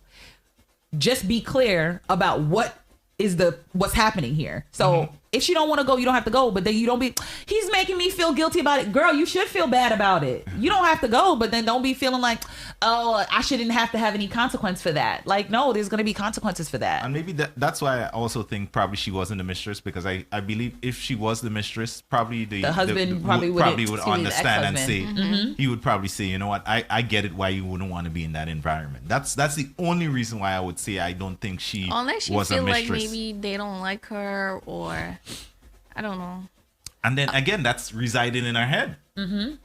No, sometimes, well, like Miss Kiki to you said, it may not be the ex-wife, it may be the friends and family. That's possible. The child is having the party, and children can be very oblivious to the reality of what happened in the marriage or the current situation. That's very true. The children could be oblivious to what happened. Only when I was going through my marriage stuff, when it was ending, that's when I found out what happened with my mother and my father and why they ended up getting separated 30-something years later. So as even grown children may not necessarily know what the situation is. 30-something years later? Yeah, 30-something years later, that's when I found out. I was like, oh, that's what it is? Oh, so this is a generational curse. Okay.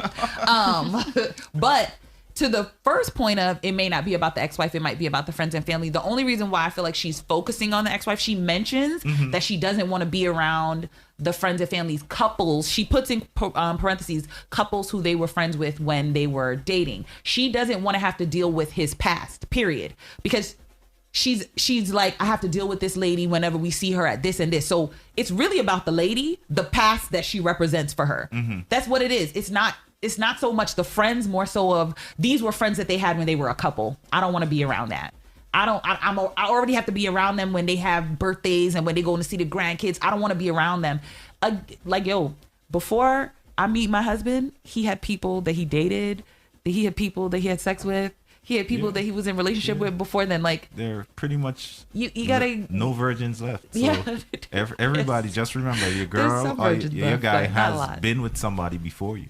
Yeah. Especially if you're our age. And if people are not throwing shots, if people are living their life and they not even worried about you in that kind of way, then you should get over yourself. So if you don't want to go, that's cool, but you should get over yourself. Miss Kiki says, my children were oblivious to what happened, and some chose sides, and our mutual friends definitely chose sides. Wow. So yeah, it's possible. So what are we gonna advise her to do? How does she get past this? Do we just say, you know what? That's not even a battle to fight. Just leave her at home and keep it moving. She says her question is, am I wrong? Yes. Yes. Am I wrong for not wanting to go? Yes. Yes. He's making me feel guilty.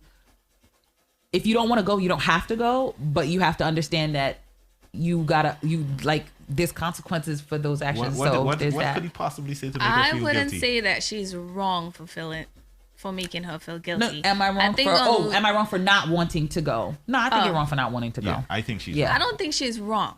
I don't think her feelings are invalid. What needs to be done is she needs to talk out exactly why she don't want to go, and that's what we don't know. Because I think, again, she says I already have to deal with her at all these other events, so it's not even about this event. She doesn't want to be around this person. That's what I'm saying. It's not about this event. I think it's not a about conversation that needs to be. Yep.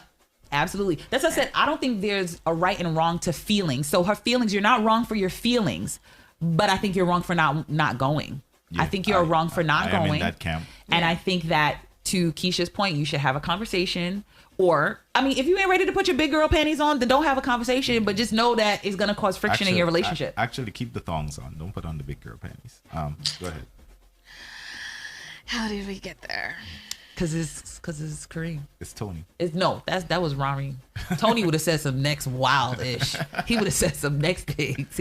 That was Rami. What was it? Gigi definitely disagrees. She says, okay. Y'all bugging. How is anybody wrong for simply not wanting to attend an event of someone who is not their friend? Because it's not about you. Again, to Jiggy Johnson's point, it's about supporting your significant other. Exactly. Thank you. In the context that she's bringing this question, yes, she's wrong because she doesn't want to support her significant other. You are allowed to have whatever feelings you want, but the hope is that within your relationship that you're able to grow beyond that. And I think it's a situation where it's like you can feel how you want to feel. She's not wrong for her feelings, but if she's like, but because of that, I don't want to support you. She obviously doesn't like having to see this person outside of that, which is why I think, to Keisha's point, she needs to have a conversation. So for the people who think she's not wrong, what happens when there's another event and another event and another event? What is going to happen? Because she doesn't like those either. She's saying here, literally, she's written here, she doesn't like having to see this lady at all these other events. Then you go with the boyfriend, and it's not about a chaperone either. It's like, again, you're going to a sit down event. Why would you not be significant other? Why would you not be going with your significant other? So are you going to miss every single date where this woman is possibly going to be? Yeah, like that's you know what? I'm not going. Your wife might be there. Or I'm not going because your wife usually goes there on a Tuesday. That's childish. Me as your significant other have to deal with that every time. I don't even want to be with you. Because if this is how you moving, I'm good. And again, feelings. You can have your feelings. What you do with them is a different thing. Feelings here. You know, if you have those feelings, you can have whatever feelings you want. But again, what you're doing with those feelings, again, is to detriment to her relationship. Clearly, her significant other wants her presence there with him while he goes to an event where everybody's going to be coming with their significant other, with their plus one or whatever. It's not about you that night. It's not about you. It's not about you. Get out your feelings. It's not about you. Go unless, of course, you didn't put something in here and there's a reason for you to feel this way. But we don't have any additional information for us to know that. All we have is what she told us. That's it. That's all we have. It's your role to support your boyfriend. That's it. Gigi said it's not her role. It's my role to come there for graduations or whatever. It's your role to support your significant other. Jicky Johnson says, so what about getting your son, daughter going to prom and a graduation? Both parties will be there for the happy moment. So she's not going to, so she's not going to show up for all of these, and you're his significant other? Oh, you know what? It's your son's graduation. I don't feel like going because your ex-wife is going to be there. And she's already expressed that she has a problem with those things too. And that's what I mean when I say like it's creating a problem in her relationship. That's why she's wrong, because it's creating a problem in her relationship because clearly there's some kind of insecurity there. She needs to work on that. Like, how are you gonna have a full relationship if you feel all of this stuff about this person who it does not sound like they're thinking about you? They're not creating no problem for you. Nope, not they're that we saw. Again, unless there's more information, that's the only way to make it make sense. But clearly, there are people who do feel this way, even when there's no entanglement. The ex-person doesn't treat them any kind of funny way. There are just some insecure people who be like, I don't want to be around, da-da-da-da-da. There's some people who do that with people who have kids. It does not make sense to me. If that was like one thing in a vacuum, it's something, but she's clearly saying that she's saying it's not. It's across the board. It's anything across the the board, wife is going to be there, she doesn't want to be there. And I feel that as somebody who's with your significant other for years upon years, at some point you got to give it a rest. Like, that means every time something like that event comes, he has to be prepared to not go because you don't want to, or B, prepared for a fight to convince you. Yep. You want it made a good point. And I think this is a fair compromise. Like, if they were able to sit down and have this conversation, this could be something they could come to. You want it said, support him for 1 hour and then they got to go. There are couples who do that. Before they even get to the event, they decide together, okay, what are we doing? Okay. We going to be there for XYZ amount of time because she's expressed to me that I don't feel comfortable being around this lady, da-da-da-da-da. This is something, because everybody has insecurities. There's not one of us who's perfect who doesn't feel okay about every single thing, right? But like I said, unhealed people have triggers. Healed people can have triggers. Healed people address their triggers in a way like you wanted is talking about. They go to their partner, let them know what the hell is the problem. They ask their partner, how can we be able to come to a compromise in here? That's a great compromise. This is what we about to do. We're going to go. And because I know that you don't want to be there for a long time, we can be able to go there, show our face, and then we're going to go ahead and we're going to leave and go catch a movie, go to dinner, whatever it is that we want to do. But that's a good compromise, I think. So they said how that woman never said she does not like to go to those things. She did. She did say it. No, they're saying she said she does not like to see the ex-wife. But there's a reason why she don't want to. The ex-wife is always at those things. Yeah. Quotation. She's like, I have to see her enough at their children and grandchildren events! ! She does. It's about the ex-wife. She literally puts emphasis on the fact that she filed and he's devastated. Like, without putting any action in, she's clearly in a space where she doesn't want to even see this person. I don't want to be bothered with this person. I already have to see this person enough. So what is he supposed to delete? And that's my whole point. Out of his life? you to can't make do her that. comfortable, he needs to stop going to events for his kids. And that's why I said I like you wanted to think, because while she works through whatever it is that she needs to work through, maybe she never gets to a place where she feels 100% comfortable in these spaces, and that's fine. But maybe let's try to go and do both. But we'll leave early. Let me throw this question to Miss Kiki, Gigi, and to a lesser extent, Sis Save Yourself. Let's say she doesn't go to this particular event because this one is for the wife. What happens to the other events where it's the graduation for the kids, where it's the other things, and the ex-wife is gonna be there, and she expressed that she's not comfortable going? Is he supposed to say, all right, you will never show up at another event like that because I understand you're not comfortable? So he's going to all these events solo, and you're his significant other. Because that does not make sense to me, and I want to know what y'all see from that. And to keep into account here, again, her biggest issue is the wife is the one who filed, and he was devastated by it. And that's her biggest issue with it. Because that's what she wrote in about. Yeah. That's what was important to her. She said she filed, I'm not reading it as she put the emphasis on it. She put italicized for she. So she is saying she filed for divorce and it devastated him. I filed for divorce in mine. So it's almost like she's saying my divorce doesn't matter. My past relationship doesn't matter because I'm the one who filed for divorce, but she filed for his. So clearly, and he was devastated. Clearly there's still some kind of feelings that, girl, you've been with this man for several years. What am I missing? What did this other woman do to you guys that, like, they don't want to show up? Explain that to me. Again, because to me, that's she could just feel some type of way. I'm not saying there's anything wrong with her feelings, but what I'm saying is your actions, not your feelings, your actions are now going to put your significant other in a space that they don't feel comfortable. That's a problem. You're creating a problem for your relationship off of feelings that are irrational. They are irrational. What did the ex do to her? That's what I'm saying, because the ex didn't do anything to her. That's what makes them irrational. If this person was picking at her and doing all this stuff, then I could understand. But nobody's doing any. If the woman was doing something to her, I'm sure she would have said. She would have put it in there. But it's to what we have been given. The woman is doing nothing to her, and she still has this irrational thing like, I don't even want to see her. I don't want to be around her. I'm mad when I have to go to these places and see her. Like, I have to see her, all this other stuff. Like, come on, man. Why I gotta go to this too? Okay, let me ask another question, because it's mind-blowing to me right now. So you guys, let me ask, you're with someone. Obviously the person has a past, especially for people our age. And that person has an ex. He and the ex, they broke up.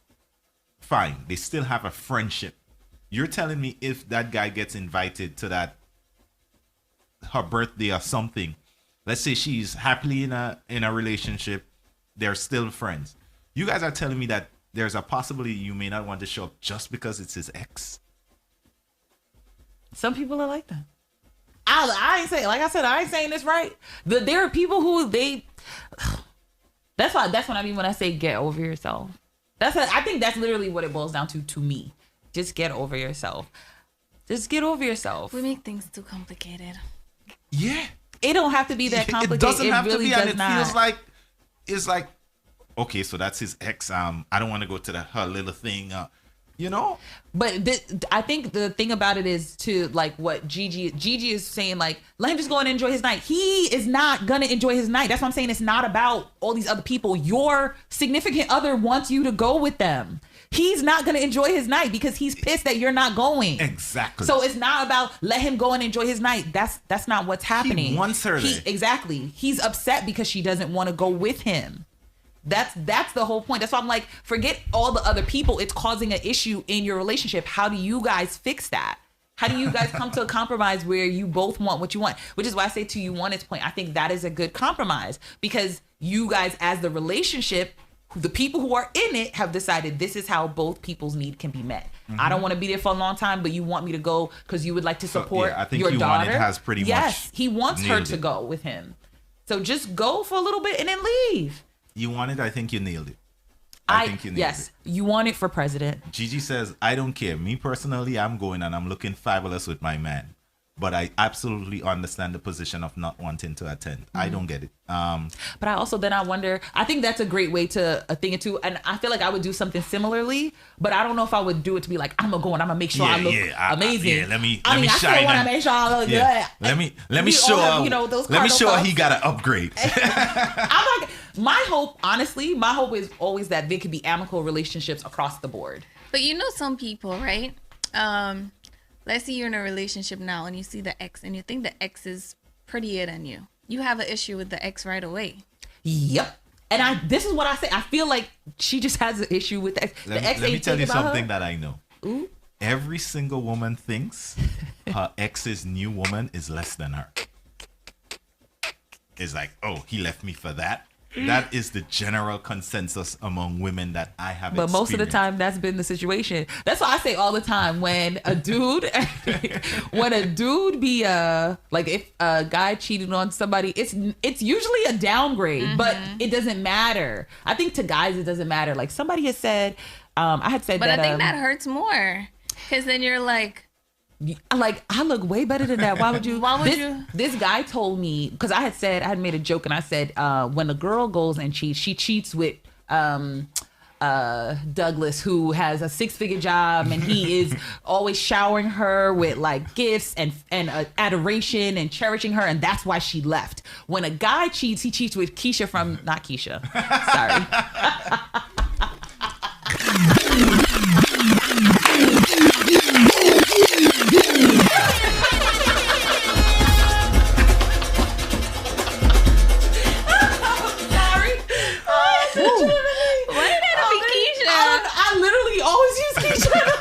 Just sitting there. Not this Keisha. This Keisha's great. They cheat with Stephanie from the projects down the street, and the guy was like, because Stephanie makes him feel needed. His girl might not be making him feel needed, and so Stephanie, who is literally a downgrade, she probably got kids, she probably don't have a good job, and she makes him feel needed, and so that's why he's going to a downgrade. So that's why I'd be like, of course the girl after me probably gonna be check Steffi 473's comment. Oh dang it! She said, I divorced my ex, and whoever he is with now is a downgrade to me. I said what I said. Say it with your chest, girl. With your chest, girl. I know. Sorry, not Stephanie either. I can't win for losing. My bad. Jicky Johnson. Y'all reinforcing that though. No, I really didn't. Save yourself, but that's usually the case. The new woman is probably more passive and requires less. No. Sometimes, yes, it is. I think when it's an immediate switch over, that's what I've seen. When it's not an immediate switch over, I don't know. Let me think. I have. That's not always the case. I have 2 exes who are married now, and 2 exes who are just out there floundering. Don't know what to do with themselves. The 2 who are married, I think I look better than their wives, but yeah, I think their wives are good people. Okay. Well, one of them, I don't think she's a good person. Because she's a Trump supporter, but I unfriended her. We were friends on Facebook. Me and that wife, right. We were friends on Facebook. And the other wife, I was gonna go to their wedding. The other ex, I was gonna go to their wedding, but it was a situation. It was in Spain, and I was like, "Y'all really giving people 6 months to make it out to Spain for a wedding? I'm gonna send a gift." So there was that. Jicky Johnson had a question. No, more fire always with these nonsense. He said, "What in the bold and the beautiful is going on here?" Jicky Johnson's question is, "What is her ethnicity?" Yeah. Could be a background. Latin people do not like to be around any ex-woman or man. I know this for a fact. You want to say compromising works. If both parties are willing, but you can't go to the event, screw face. I agree. Steffi 473, you read that one already. There was no shots fired. I did not mean Keisha. Woke Keisha, yeah. Woke Keisha, not regular Keisha. It's woke Keisha. It's always Keisha. Let me see. I'm trying to make sure I didn't miss anybody. Yeah, guys always be coming through with but she made me feel like a man. Yeah. And that's what my guy friend had told me. He was like, the person on the side makes them feel wanted. And so it was almost easy to cheat with that other person, which, I mean, that's a whole other conversation. Being able to have all of these attributes that people think are great as a woman, and then also be in a space where you can be what people are calling now feminine enough, where your man feels like you need him. Mm-hmm. And that you not just wanted by him, but that you need him, so that he doesn't stray away because he's needed by the girl who is nameless in the projects down the street. Who she don't even live in. There's nothing wrong with living in the projects either. Right, exactly. There's nothing wrong with living in the projects either. Exactly. But it's always somebody who is doing. It's not always. It's sometimes someone who's doing less. Not as well as that's you in are. Your head, trust me. No, it is not in your head. We see it all the time. Every single woman thinks the woman her ex left her for is a downgrade. Sometimes it is an upgrade, and y'all just refuse to see it. I'm not saying every situation is like that. No, but when we're talking about legitimate stuff, it'd be like, no, she ain't got no job, and he's giving her money all the time because he ain't got no job. Every other woman out there is a lesser woman. We didn't say that. We didn't say every other woman. But 9 out of 10 times, I hear a woman argue, "Oh, he left me for that so and so heifer." Well, in my experience, it's a downgrade. She said it with her chest, and so has Steffi. And in your case, it may be. But I'm saying it can be that way every single time. No, you're absolutely right. It can't be every single time. But sometimes you are the problem. Ladies, sometimes you are the problem. I don't think sometimes. I'm not saying every situation. I'm not saying that the woman isn't the problem. I think that's a different thing. I'm not saying that the woman isn't the problem, but I do believe sometimes it do be a downgrade. I don't think that that just because it's a downgrade, it didn't mean that the woman he was with before was trash. She could have been trash. It doesn't mean that. Yeah, it doesn't she could have been trash. Yeah.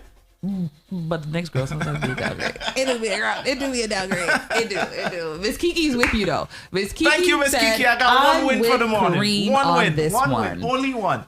Guys, I'll try to sell the baby shower thing again tomorrow. Let's see if it works. First they have to have a baby. Exactly. So you got a lot of stuff that you got to come first. What woman is going to say she is better than me, even if she may be? That's you wanted question. Great question.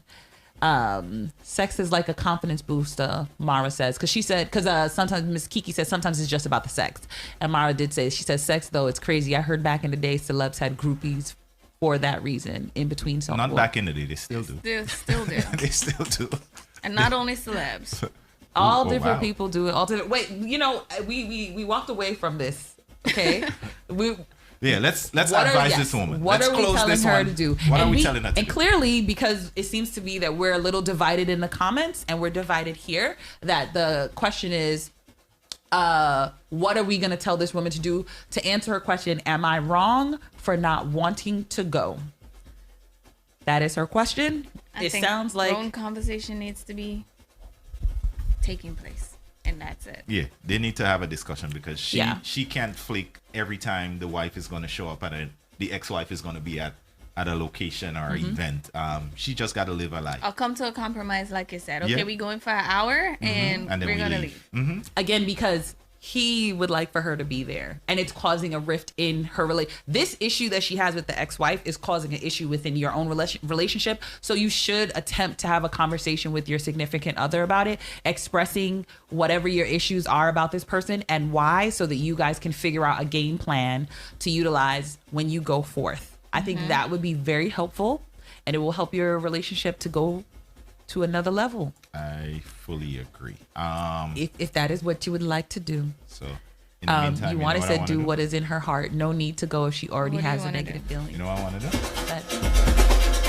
Stick a little wine on this one. Stick a little wine on this one. You don't want to take a little wine on this one? No, not again. Take a little wine on this one. Hey. How about Kareem take a little wine?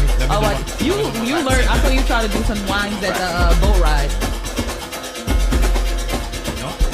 I'm waiting to see if I can see it happening on the screen. All right. Let's go back in. His waistline look mad stiff, y'all. Look at it. Yeah, it looks like he's juking, right? Like he's not. It's very stiff. It's not even going in circles. You know what's an interesting y'all question? Y'all just are haters. No, we're not haters. Okay, we're telling facts. Okay. An interesting question that I have, because somebody asked me this the other day. They said, could you not date somebody who doesn't have oil in their waist? Like if they had a stiff wine like Kareem. Show them the stiff wine again. Yeah. That is very stiff. Could you, as somebody who is of Caribbean, West Indian descent, 119, there's probably lots of people complaining you just don't hear. I don't hear nobody complaining. Could you date somebody who didn't have oil in their waist? They don't have to be a super whiner boy, but they I don't feel like that would be a deal breaker if there's other qualities that, stand out more. I don't feel like that's a deal breaker. If you met them in a fat though.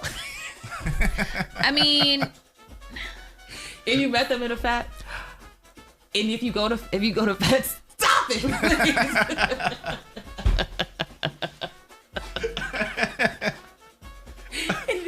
It just looks so stiff, and it's like, there it is. Let me get that my side view.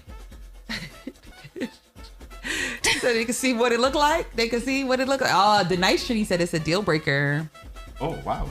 Okay. No. Deal breaker? I know. They don't have a lot of oil in their waist, so they real stiff. They stiff. Like, I don't like being in a fed and dancing with somebody that doesn't have any rhythm. I'd rather dance by myself. But dating is a whole other thing. Yeah, it's a whole other thing. I don't think that would be a deal breaker It wouldn't be a deal breaker for me. It would definitely be a bonus though if the person does have oil in their waist. Sis says my vertebrae is 38 years old. Please give me some grace. My waist doesn't move like it used to. Oh no! I saw some video of Sis Save Yourself on IG. Not to put her on IG. Everybody run to IG. And that thing was stinging. You know there'd be That like thing that was thing stinging? stinging. Yeah. Wow. She ain't even got to do much. Wow, Sis, save yourself. I'm on your page right now. The Nice Trini doubled down and he said it is a deal breaker. He said it again. He sounds like a whiner boy. The way the Are Nice you a Trini, whiner boy, the Nice Trini? he says his waist is like next level. That's what he says. You know, some people hype themselves up. And She said, I don't know if I believe you. People do be hyping their waist up though. Mofire says, bro, hide yourself. What kind of cardboard wine is that? And this is the thing. That's what it is. It's a cardboard stiff wine. Though Mara does have a good point. She said, who is the dancing authority you feel like moving, you move right? That's very true. Because let me tell you, my godphew, he be moving and he be thinking he is busting it. And I be like, So like Shakira always said, are you dancing to the music or to the words? And most times I dance to the words. Why? So right now, this is me dancing to this rhythm, but I'm hearing words. And there's no words. Yeah, so I'm hearing words. But if I was dancing to the you know, I would start giving it that. The stiff wine. Yeah. So, you know, it happens. Who dance to words? Only when I'm dancing. And more often than not, if I'm doing praise dancing, do I dance to the words. So, speaking of deal breakers, right? Yes, because the Nice Trini he's not backing down. He said deal. Yeah. But he said test me now. Yeah. Test me now. The Nice Trini swears he's the whiniest of whiner boys. That's the way he speaks. So, there is this guy, a Brazilian striker. His name is Hulk. He just announced that his ex-wife's niece is pregnant for him. Wait, what? His ex-wife's niece is pregnant for him with his 4th child. Oh my Jesus. He and the niece is in a relationship now. So yes, he and his ex-wife's niece. He said it did not happen concurrently. It's only after he was finished. No, why would you be dating your ex-wife's niece though? Let me tell y'all, have I told y'all about love? Love has no boundaries. You love saying that it's love, and I do not believe that sometimes it's love. Sometimes it's just lust. And then he probably known the niece as a kid. Which makes it nasty. What's wrong with that?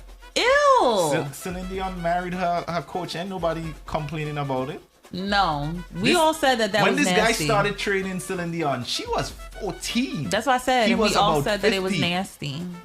And then he married her. I mean, you know, I know he's passed away at this point, so you know, R.I.P. and all that. No, people did complain about it. People did say that they felt like something was not right there. That was the love of her life. But you know what? I ain't trying to say nothing about that was the love of her life. Who knows when he started Stockholm touching her? syndrome is a thing, okay? So Stockholm syndrome is a thing. People don't know sometimes what they don't know. And she thought, well, I mean, he's not here anymore. But it makes me think of like Woody Allen. Woody Allen being married to his adopted daughter. Like, that's nasty. To me, that's nasty. Why are you looking? How could you be having sex with somebody who you were around and you helped raise? Didn't Morgan Freeman do something like that too? Listen, I don't know. Yeah. What? Step-granddaughter or something like that? Mm-hmm. Is his girlfriend? His first wife's granddaughter or something like that. Mm-hmm. So she had no relation to him, but the granddaughter. The granddaughter? That is... that is so... Like, how could you... So let me ask a question. How do you guys decide what's the line? No. Because for Hulk, I'm with Hulk. The niece looks good. Y'all fell in love. Smash. I'm good. They both wrong. Really? Step granddaughter. Okay, I don't feel as bad about a step granddaughter because it's not a blood relative. I feel like that's nasty. Yeah, but it's still. No, even with the adopted daughter for Woody Allen, I still think that's nasty. You helped raise this child, and now you're in a relationship with them. Morgan Freeman helped raise that one too. No, they said step granddaughter, so he didn't raise her. He probably helped raise her daughter. Well, then the step granddaughter is his ex-wife granddaughter. Not his granddaughter, but this ex-wife granddaughter. I'm thinking is in terms of, okay, if Kareem and I were married and then we became divorced, and then I have children, those children have children, and one of those those children have children, and there's a stepchild amongst those children. That's who he got married to. No. That person. No. Wouldn't that be the step granddaughter? It's like saying if you and Kareem were married, right? And you have your grandkids before you got married. Yep.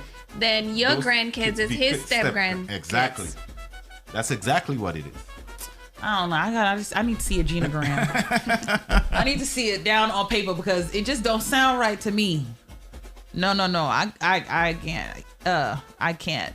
I don't know. With Woody Allen, there's not that much separation in space. He was her dad at one point. He was her adopted father at one point. I think they got together when she was like 11, 12-ish maybe. And then now he is married to this person. To me, that's kind of screams pedophilia, and I don't like that. So Miss Kiki asked a question a little bit outside of this topic real quick. She says, as a resident Black American for GMGT, is this wine equal to sexual ability? No. It's not, right? No. Somebody's waistline is not equal to sexual ability. Because again, guys, I feel as though living proof. Like, I can't wine for shit, but No, for you it might. We don't have anybody to confirm that. Exactly. The 119 is always just. We don't have anybody to confirm that. Okay. No, the 119. It's always going to be about the 119 for me. That's not enough. Yeah. Anything. And so because of that, I'm sorry. You read what the lady said the other day? Like it takes 20 to 40 minutes. 18 to 40 minutes to warm it up. She didn't say that has to be sexual intercourse. She said that has to be the warm up. Well, I'm assuming my 119 is about the intercourse. So I could take 20 minutes warming you up and 2 But then minutes. only 119? Yes. No. So you warm me up for what? It's a proven method. You warm me up for what? It's a proven method. No. 119 is not enough. I don't care if you've been warming up for 20 minutes. 119, once you get started and doing the do, is not enough. I need you to do a little bit better than that. Yeah, somebody said you can have, Gigi said you can have flexi waist and small piggy. Yeah, but it doesn't matter. Size, right? We still talking about size? Gigi's a size. She's all about size. Selector Chris, I'm from Grenada. Mara says I come already warmed up. It depends. Mara be ready to go all the time. So all the time. What's the sex person you had me follow? The one Shan Booty. She responded to that. Yeah.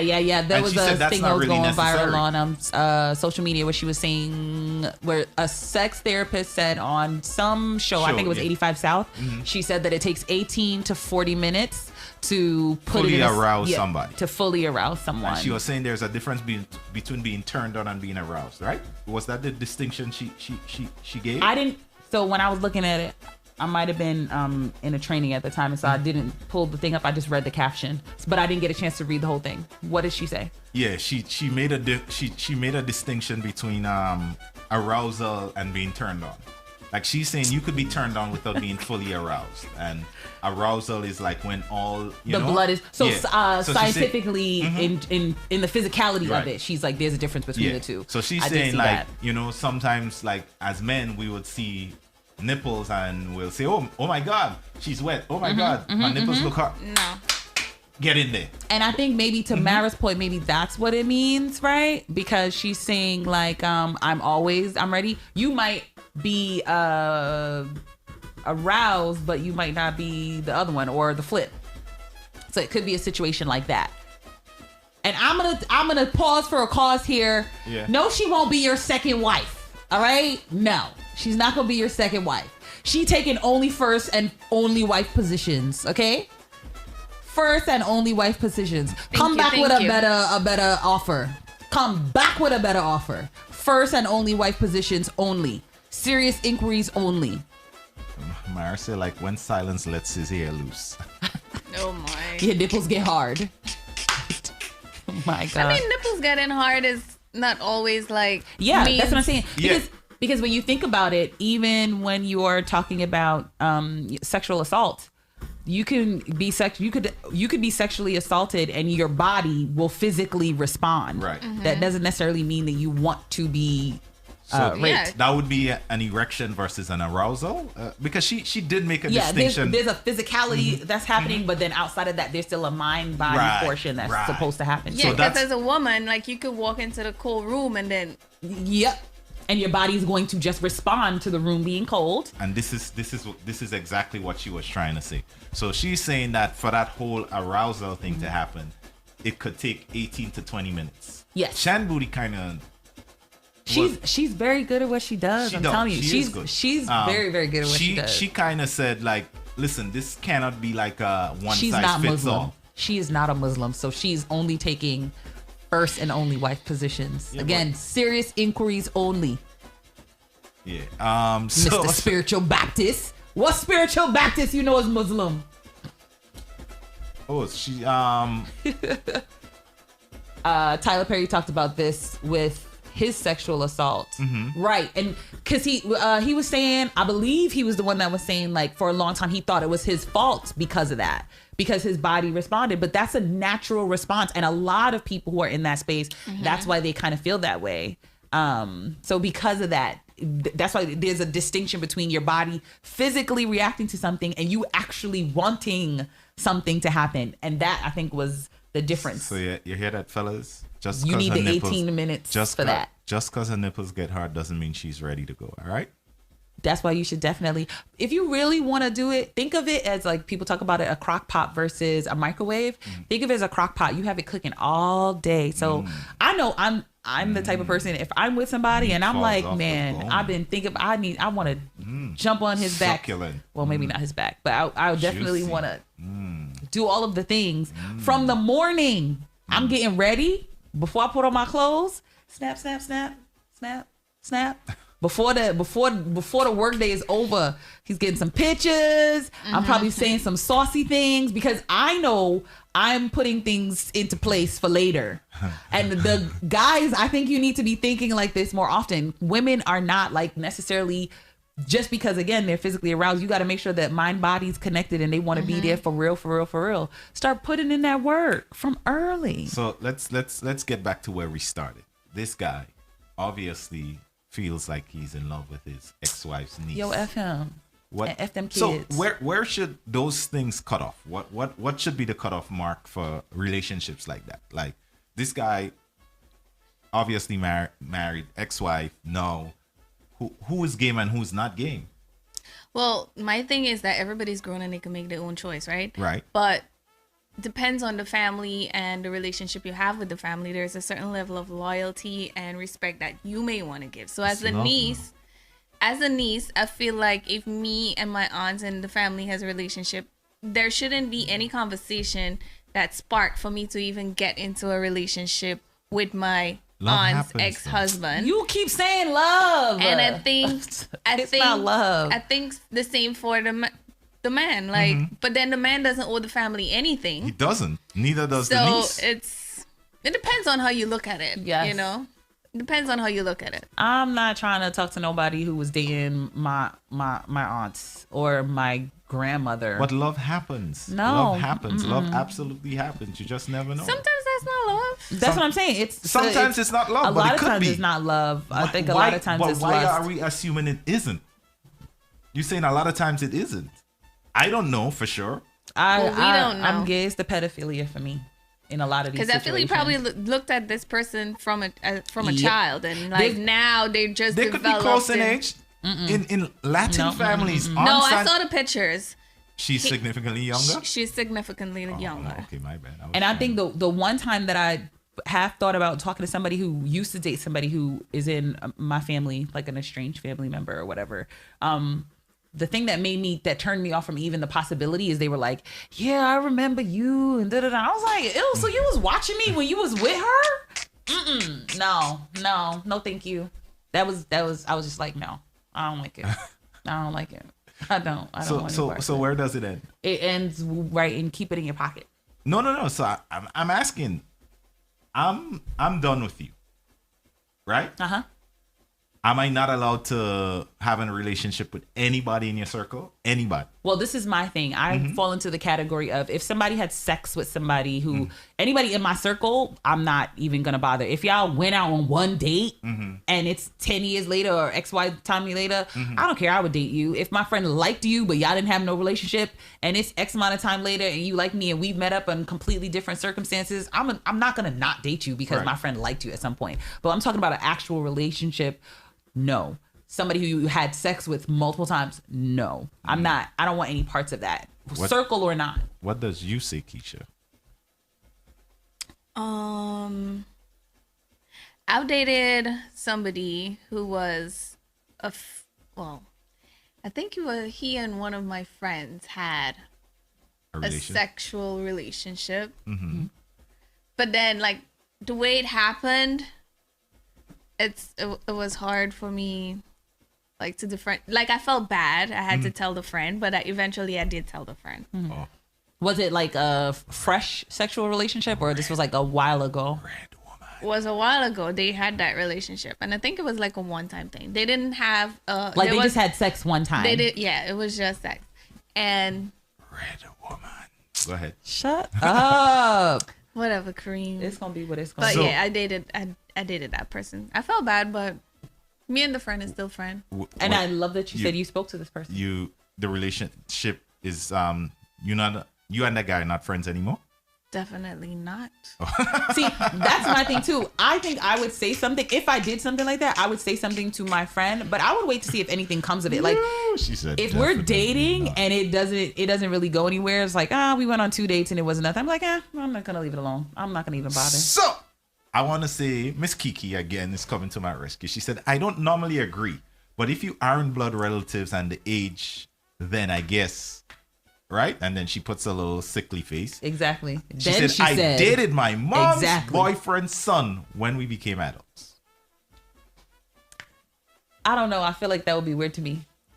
Pretty much a stepbrother. Yeah, that's what I'm about to say. Like that, I will date my stepsister. I would not. It depends. I've had some two of them you could be the stepbrother, but you guys were never like growing up together or in the space. And that's why I grew up with both of my step siblings. So that's a difference. I would not. So if my mom was to have a boyfriend or a husband or whatever, and he got some cute daughters, they could get it. They could get it. They could definitely get it. I'm not even thinking step right there. I'm putting it out there. They could get it.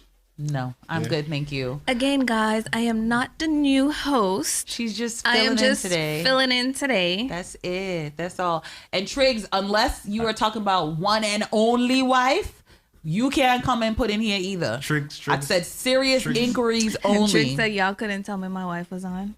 Oh, quick again, Keisha. Just let people know who you are so they don't get confused right before we leave. Yeah. I am Triggs' wife. I'm kidding.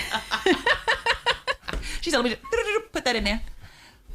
Again, guys, just a little background. Me and Kareem been friends forever. I've known Kareem forever. I'm from Grenada. I help Kareem with GMGT. I'm on the back end of things. I do a lot of the social media stuff. If you guys been to the events, GMGT events, you probably see me and don't know it's me. I'll be at the gate most times doing the tickets. Just help with a lot of GMGT, but on the back end. I'm not usually forward facing. Yeah, I'm not usually on camera or anything like that. So there you have it. There it is. And thank you for joining us today. Thank you, Keisha. We could make it a thing. Maybe on Thursdays. Look at her face. That face said, "Ooh, I don't know." It's getting cold outside. Yeah, on Thursday. And I got news for you guys. The wake up call is gonna be shifting to a later start time. We will put the official new time out probably within the next 2 weeks. So the wake up call is gonna move to a little bit of a later start time. When that happens, once we get everything in place, we will let you guys know. And the reason for doing that is, I know a lot of people are going to be mad, but usually the 6 o'clock hour, the numbers are just not there to justify us being here. Typically our numbers peak somewhere between 7:30 and around 9:30, 10. So we're going to move the time to match when the people are awake and here with us. But we are trying to work on maybe just having like a morning mix or something every morning. The station will still go live at 6, but the live wake up call show will probably start at around 7 or possibly 8. So that's coming down the pipeline soon. So look out for that. And let's see if we can get Keisha in here because everybody wants to marry Keisha. And Keisha's still single. Oh, we had a big discussion about that in the group chat yesterday. Ooh. Yeah, Keisha. She always single. You could talk about anything and Keisha will find a way to make it. I am not always single, but I have been single for a while. Okay. All right, guys. We out of here. The Wake Up Call, best morning show in all the land. Keisha. Wild and holy. Yours truly, Kareem. Enjoy the rest of y'all morning, guys. Yeah.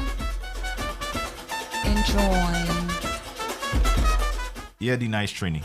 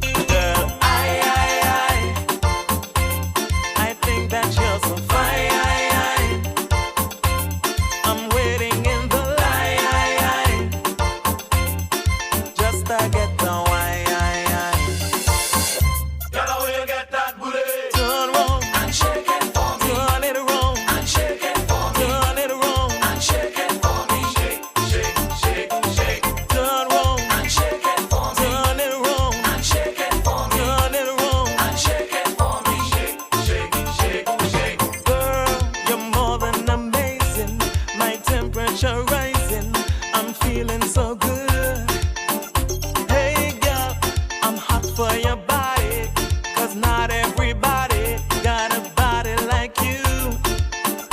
Girl, you're fine. I want to make you mine. I'm waiting in the line just to get the wine. Girl, how you get that booty?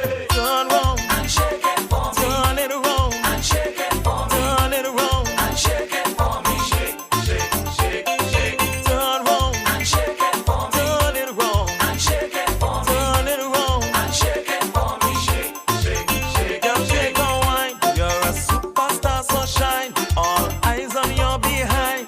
I want to see you shake it, wine. You're a superstar, so shine. All eyes on your behind. I want to see you shake it,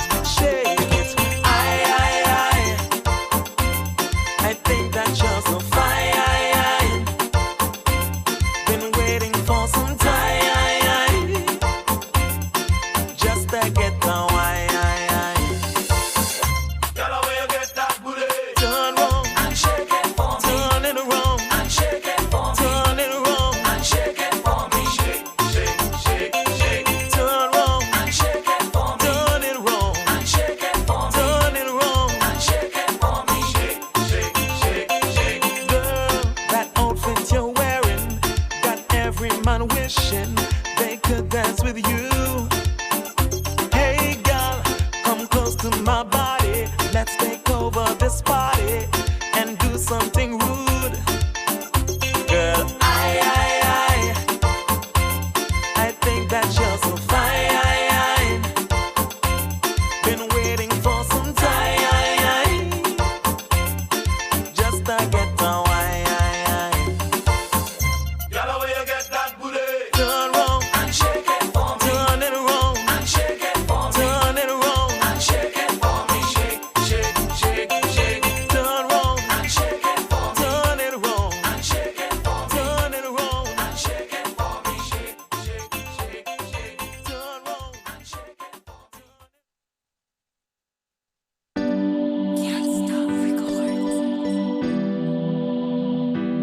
DB, we outside, yeah. Mad Moss, I have me rum, me cooler and me chaser. We have some party where we a go mash up later. We have we costume, everything done pay for. We in charge of the man. When we reaching the bar, jumping off with some hard people. When we reach the top, jumping off with some crazy people. Anyway the mass play, we don't day.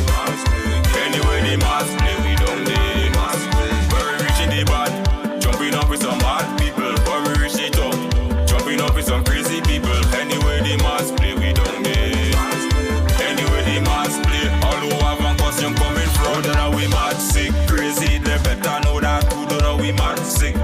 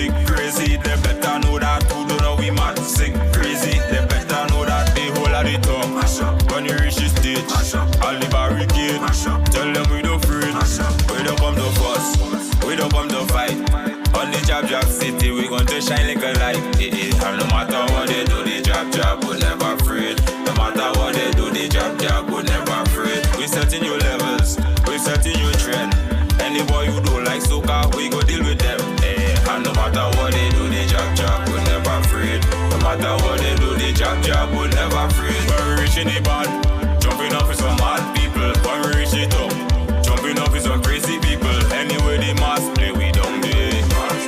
Anyway the mass play, we don't day. When we reaching the band, jumping up with some mad people. When we reach it up, jumping up with some crazy people. Anyway the mass play, we don't day. Anyway the mass play, all who have a costume coming from, don't know we mad sick crazy. They better know that. Who don't know we mad sick crazy. They better know that. When we reach it up, and all of the stage, all the barricade, tell them we don't afraid. Who don't know we mad sick crazy. They better know that. Who don't know we mad sick crazy. They better know that. They whole of the top. When you reach the stage, all the barricade, tell them we don't afraid. Well, this is the moment. Well, this is the time. Nobody can stop. We so we come out to shine. And no matter what they do, they jab, but never afraid. No matter what they do, they jab, but never afraid. We taking the road, we taking the street. So tell all them bad selectors keep this one a repeat. And no matter what they do, they jab, but never afraid. No matter what they do, they jab, but never afraid.